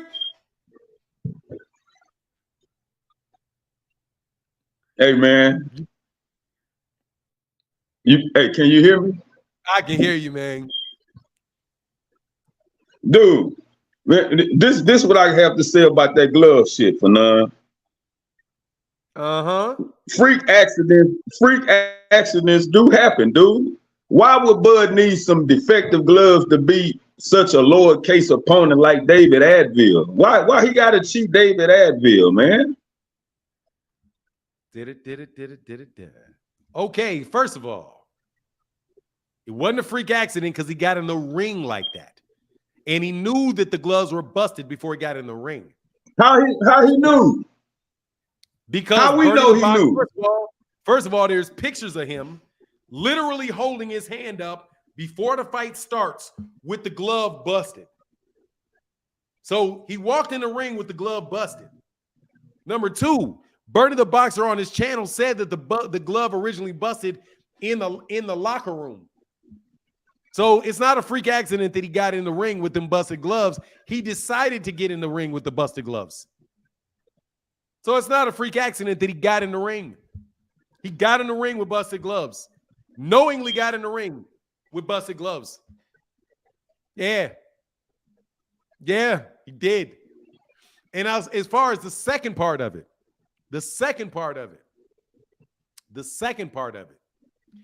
dog, I don't know if he needed it or didn't need it. I don't know. You can't tell me why he needed it. No, man. I ain't talking about why he needed it. I'm telling you that. No. I'm telling you it was in there. Like, no, it's like, look, dude, if I walk into a store, hey, Adrian Molina, with that $5 holler, brother, thank you, man. If I walk in and I steal some cupcakes, you see me steal cupcakes and walk outside, what difference does it mean if I got $5 bill in my pocket, but I still stole the cupcakes? I still stole the cupcakes. A whole bunch of people do stuff they don't need to do. I don't know. I can't answer that question. All I know is it may have been freak accident that it happened in the back of the back, but it wasn't freak that he got. It wasn't a freak accident that he got in the ring with it. And also, it wasn't a freak accident that he knocked him out with it because the gloves busted, and then he went and knocked him out. So they definitely knocked that man out with defective gloves. At the very least, knocked him out with defective gloves. Defective gloves or not, Bud was gonna beat this dude. Man, I don't major in the minors. Like I've been saying in the chat all day. Nothing matters more than July 29th. I don't give a damn about no resumes. I don't give a damn about no gloves. I don't give a damn about Bud lying about who said who was on the wrong side of the street. Man, all that shit is just for kids. July 29th is all that matters now, dog. Nothing else matters. Y'all said he wouldn't take the fight. I kept telling y'all the fight was happening the last 6, 7, 8 months, and the fight finally happened. May the best man win. I don't care about nothing else, dog. The fight is official. What more y'all want from Bud? For none? The fight is official, right? Man, Tim is finally showing that personality and thumping that chest out after months of having to sit there and take abuse, dog. It's real. I feel it, dog. I know you want everything just on that fight, dog. I can appreciate you. I can feel it. I can appreciate you, dog. Bud manned up and took the fight, and you happy. I understand. But he did knock out David Avenesian with some defective ass gloves. With the padding coming out of the gloves. It's a fact. That's a fact. So while you may not major in the minor, I minor in the minors. Okay? Minor may not be major, but minor is there nonetheless, dog. Now, I don't care about what happened at 7-Eleven. I don't care about all that. I guarantee you I'm 100% with you on that. July 29th is the date that the fight happens. But if all of a sudden he come out there like Antonio Margarito,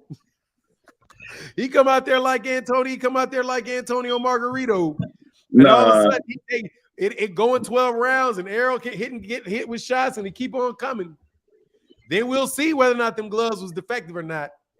Because you will acknowledge that people have seen gloves before. When Derrick James being there in the room watching Bud get his hands wrapped, he gonna make sure everything's straight. Same thing on Errol's side. Man, they're going to have some extra brand new pair of gloves in case any freak accident occur again. The hand wrap, the glove shit, that's misdemeanor. That's pointless.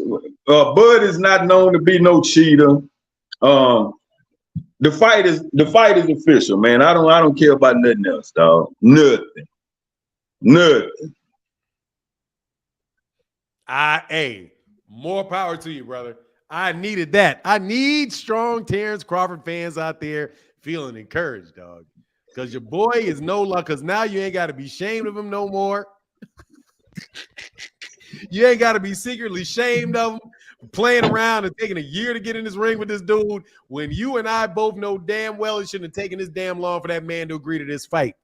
But he agreed to it. You were 100% right, Rick. You're 100% right. I can't.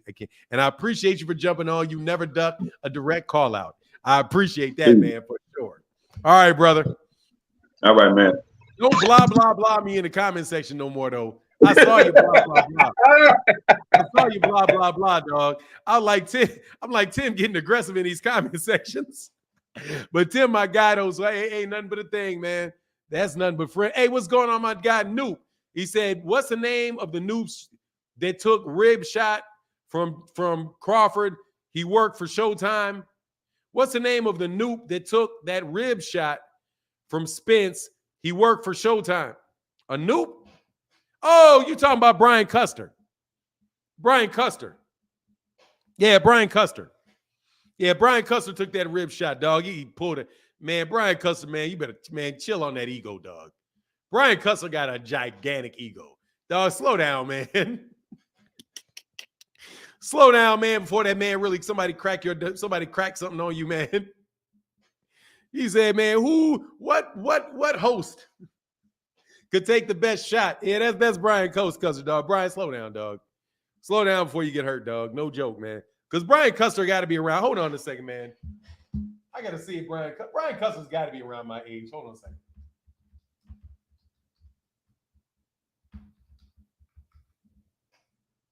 Yeah, Brian Custer's he's a year younger than me.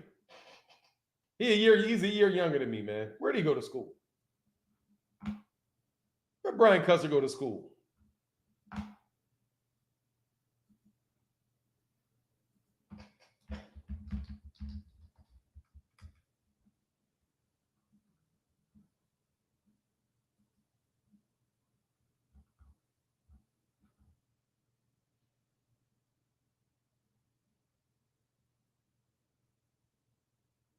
Oh, he went to Hampton. Oh, that's what's up. He went to Hampton.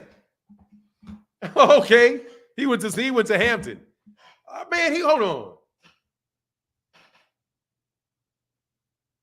Man, that dude, I bet he pledged with my boy.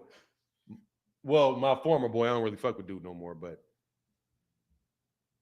yeah, that's wild.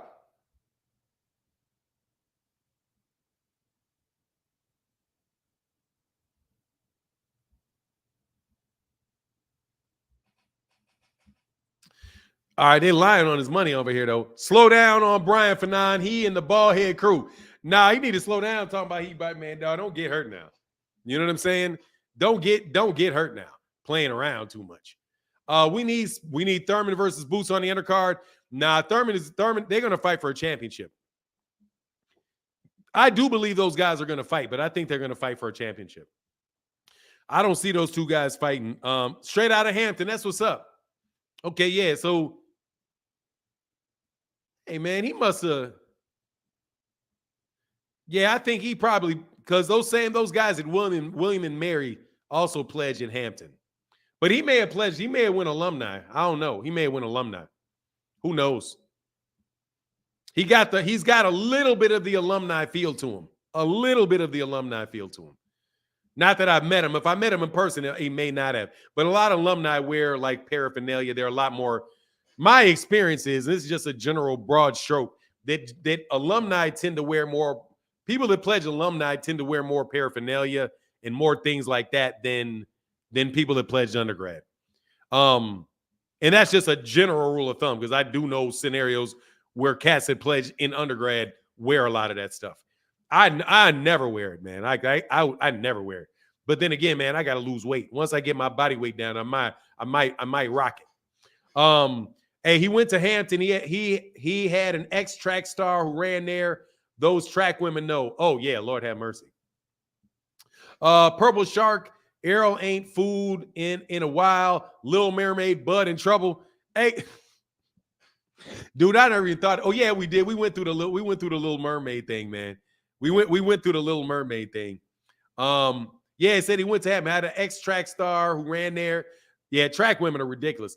The fake HU? No, come on. Hampton's a real HU. You know, I know they got the Hampton and the Howard back and forth or whatever, man, but I ain't into any of that, dog. I went to Dillard, man.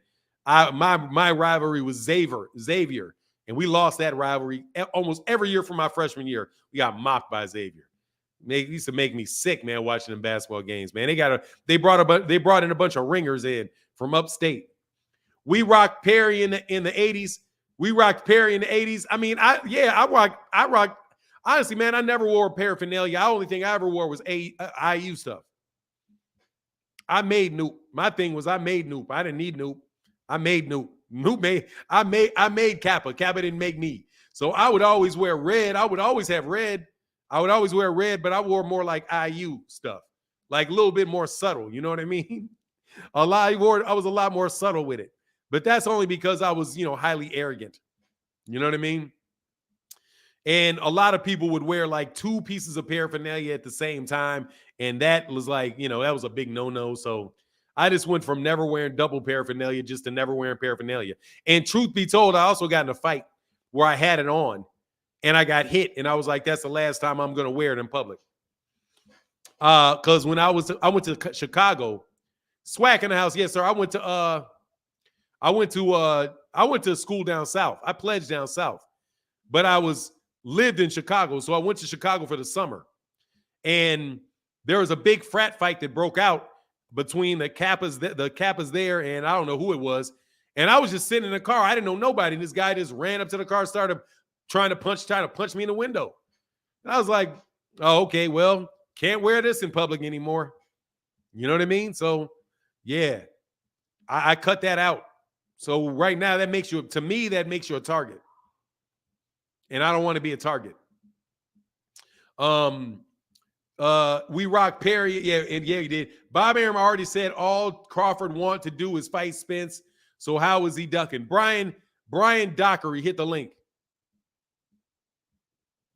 Bob Arum said all Crawford wanted to do is fight Aaron. That's a lie, number one. When did he say that? Brian Dockery. Phenomenal show. Facts, Phenon. I never rocked paraphernalia. Yeah, nah, dog. That wasn't me, man. He said, yeah, you old school, Phenon. Yeah. Like, you can't, these cats be wearing 2 and 3 pieces of it at the same time. You're setting yourself up to get blindsided by somebody in the wrong situation. And plus, everybody already knew I was a noob. I'm going to tell you a story I had at Dillard when I was at Dillard with this guy that came on the yard. He's from Florida. This dude had a Kappa watch on, Kappa tattoos, Kappa shirt on. No, I don't even think he had a Kappa shirt. I don't think he had anything on. He just had a bunch of tattoos and stuff on. And he dude just kept signaling to me, like looking at me all weird and stuff and trying to signal me and do all this stuff. Because, there's ways you can tell somebody you're new without wearing something. And I just he said, man, this. And I asked him a question like, man, whatever, man. Yeah, sure. Whatever. Thought the dude was weird, right? Because I'm on my yard at the time. I was that dude before I crossed. They know. Yeah, it's like, yeah, it's pretty much. So anyway, this dude came later. Oh, man, this dude this guy Martin didn't this. He didn't that. He did. It's like, look, bozo, you walk. I'm at my school, sitting on my campus. I'm at my school, sitting in my conference, on my school, on my campus, and you know who I am. I ain't got to try to figure out who you are, clown. Like, dog, we was about to challenge him to a fight. He didn't want to fight. He didn't want to throw them things. Not a fight, but it's something called a fight new pie. I was like, you got a problem? We can have a fight new pie. No worries. Come on. All of a sudden, nah, exactly. Nah. So, dog, I don't got a lot of, I be thinking people are suspect to carry that stuff too brightly. When I was young. Now, hey, man, it is what it is, man. Everybody do what they want to do. I don't even care if people pledge alumni. I used to look at people that pledge alumni like I never looked down my nose at them, but I was always like, whatever, really, But now, dude, I'll treat a dude that pledged alumni just like any other brother, man. Doesn't make me any difference at this stage of my life, man. Good for you. Anyway, we got one more link, click the link. We got one more link, click available. One more, click the link or forever hold your peace. And again, thank you to everybody today that supports on Cash App Thursday. Appreciate you so much. Definitely helping the time pass while we can't monetize things on the channel. Thank you guys so much for your support today. It's absolutely huge. Crawford said he couldn't give me a fight when I was with him. How can he give? Brian Dockery, hit the link or stop talking. Brian Dockery, hit the link or stop talking. Please. I don't know who you're talking to, but you can't say that all Terence Crawford wanted was the fight when Terence Crawford at the time said he could take or leave the fight. I used to look down on alumni. Yeah, I don't do that so much. I don't do that so much anymore. Kenneth John said, Fanon, I told you your son about 15-1 female to ratio. Oh, have you told your son about the 15-1 female ratio at Dillard? No, but let me tell you something, man. My son would not care. Because my son is the type of dude that will say, I don't care how many dudes are there. I'm going to get the woman I want anyway. Like, I already know. I already know the response to that. You're like, yeah, what difference does that make to me? I'm going to get the ones I want anyway. It could be one woman to 5 men. I'm going to get the chick. It don't matter to me. Like that's the type of confidence I try to instill in him. Denzel Branch in the building. What's going on, man? Man, what's going on, Fanon, man? Shout out to your channel, man. Hey, man, tell these Bud Crawford fans, man, to stop making excuses for that, man. What's wrong with him, man? What's wrong? He said he ain't known to be no cheater. Nigga known to be a liar. So, nigga a liar, he'll cheat, he'll steal. Shit, stop playing with me, bro. Stop playing. You don't know Bud, but you know what you know, and you know he lied. If he a liar, he'll steal, he'll cheat. Ain't nothing above that. And to be completely honest, yeah, maybe he would have beat David Avenesian, but he couldn't take the chance because it would have ruined his fight with Errol Spence. So, and I don't know nobody just all of a sudden beating him all of a sudden. He got to do what he got to do. Make sure he got whatever edge he need. You're right. He took it the way he took it. He knew he knew the gloves was busted, and he still went in there and still did what he did instead of having integrity and telling him, no, stop it real quick. Because the gloves even looked old aside from being busted. They look like old gloves, like somebody slapped the label on some old gloves. So yeah, I don't agree with that at all, man. I don't agree with that at all. I don't like the character of Terence Crawford. I don't like the character of his team. I think they shady, they underhanded, and I wouldn't put that past them, man. That's my call. Hey, man. Hey, that's rugged on him, dog. Hey, I appreciate you. Thank you, Denzel. All right, man. Y'all take it easy. All right, man. Come back again, man. You funny, dog. Like, you crack a good joke real quick. I appreciate that when you say if you lie, you'll steal. You know, Straight up. You know what I mean? It's the truth. All right, brother. It's the truth, back, man. All right, y'all take it easy. For sure. All right. So look, first of all, somebody just hit me with a Kappa question. Did the founders in 1911 haze themselves? I don't know, because they were dead long before I got there. I don't know. I don't know. I don't know. More than likely not. But seeing his life was hazing him, life will haze you. But anyway, dog, I know this. What difference does it make if they did, if they didn't? Different people go through different things, man. And it's in the it's in the undergraduate culture. I know people, and by the way, most of the really hard pledging started after 1960. If you know your history. If you knew your history, you'd have to say, when did the hazing really start? Hazing in black fraternities really started heavy. Hazing in the night in black fraternities started really heavy when people came out of World War II on the GI Bill.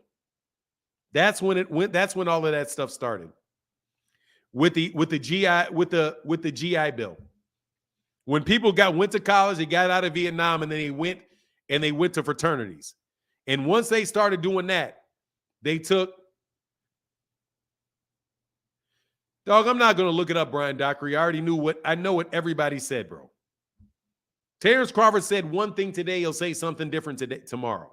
Bob Arum will say something today, he'll say something different tomorrow. You trying to use something Bob Arum said and hold, I'm not going with that, bro.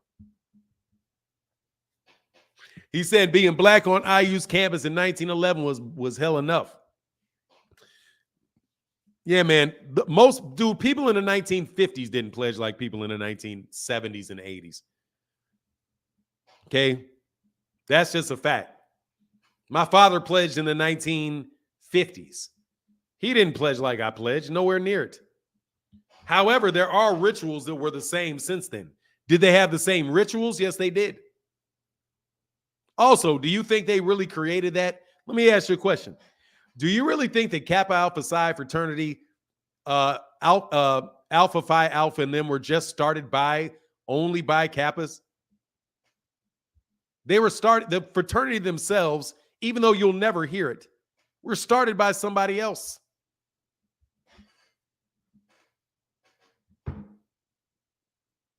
It was started by somebody else. They didn't invent it. They just took this and they made it special for kind of like a black unit of the same thing. I've tried to lecture people on that on the channel before, and I got ridiculed by people that don't deserve to understand. Kappa Alpha Psi, Alpha Phi Alpha, Omega Psi Phi, and Sigma and Sigma and Phi Beta Sigma. They were started by other people who are not in that organization. How in the world would you have those same type of concepts pouring through them if it was just a bunch of college kids? Think about it. And also, those guys were a lot older. They were also a lot older. They were grown men that had been in the military, that had served, and I'm not going to say the name of founders, I do believe that they were also in the military. Elder Watson Diggs, I'm pretty sure he was a decorated, forgive me if I don't remember this correctly, I'm pretty sure he was decorated military.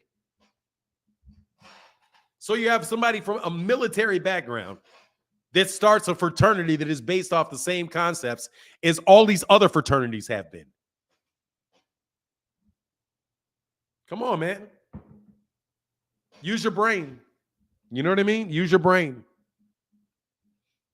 Not difficult. It has a beginning before that, which is why people even saying something about it being Greek. I just you don't get it. You don't get it.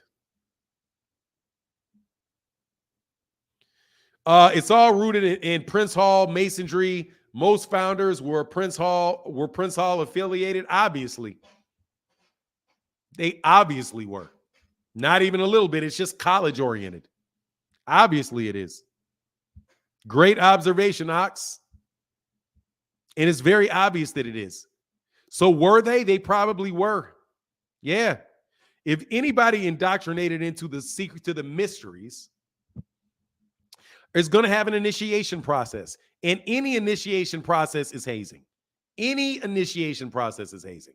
Because you're doing something that you don't want to do. All of it. But it is what it is, though. After World War II facts, Nah, World War I, but it wasn't as crazy. The pledging wasn't as crazy as after World War II as it was, because in World War II they didn't really take advantage of the GI Bill like that. It was more so them cats that were going through that crap in Vietnam. Because, man, I'm telling you, man, them cats at Grambling, oh, Lord have mercy. Like, no joke, bro. I pledged, but got dog Grambling. Grambling was on something else. Yeah, Hazen's been a rite of passage for all kind of organizations. You got to prove it. You know what I mean? It's like you got to prove it. Yeah, you want to be this, you're going to be that. Yeah, prove it. How are you going to prove it? You got to prove it somehow. And that's what people say. You got to prove it. And look, dude, I never did it. I'll say I never did it, but trust me, I switched it to money. And trust me, losing sleep and losing money is more powerful than getting hit with something. You can take a whooping. Being broke and being tired, oh, dog, that's something else. I'd rather can I keep my money and can I go to sleep? Can I keep my money and can I go to sleep? Trust me. All kind of ways to skin a cat, bro. Look, that question was a little disrespectful. I apologize. Also, would never ask anyone to face their obvious. I always wanted to ask. No worries, man.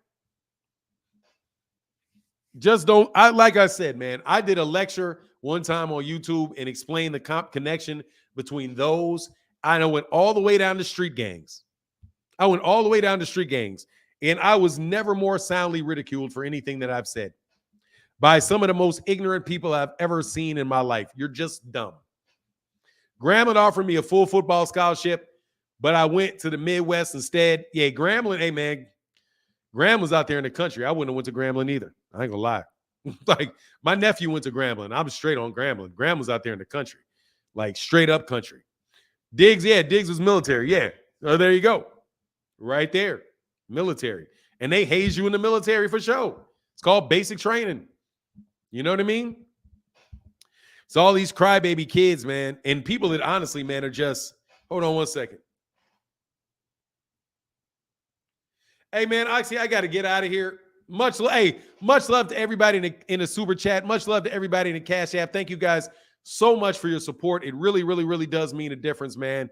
We will be back tomorrow on Friday. But I actually got to get out of here because I actually have to go pay a bill. So I will holler at y'all tomorrow. And with that, the Human Torch was military too. You talking about French fry? We didn't call him the Human Torch. You call him French fry. You talking about French fry? Israel, you talking about French fry? French fry? If you talking about French fry, yeah. I mean, I'm sure a few of them were. You got to be doing something extra in college back then. You know what I mean? John Kirk in the building. What's up? What was worse, getting beat or getting taxed? First of all, bro, if you're not a noob, I'm not answering that question.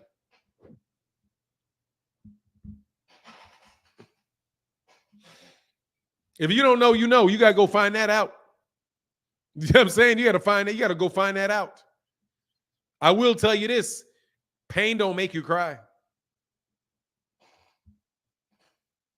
Emotions make you cry. Pain don't make you cry. Anyway. Dog, I'm not watching none of that, dog. I'm not watching none of that. Anyway, I got to get out of here, brother. Holler at y'all later. With that, I'm out. Deuces.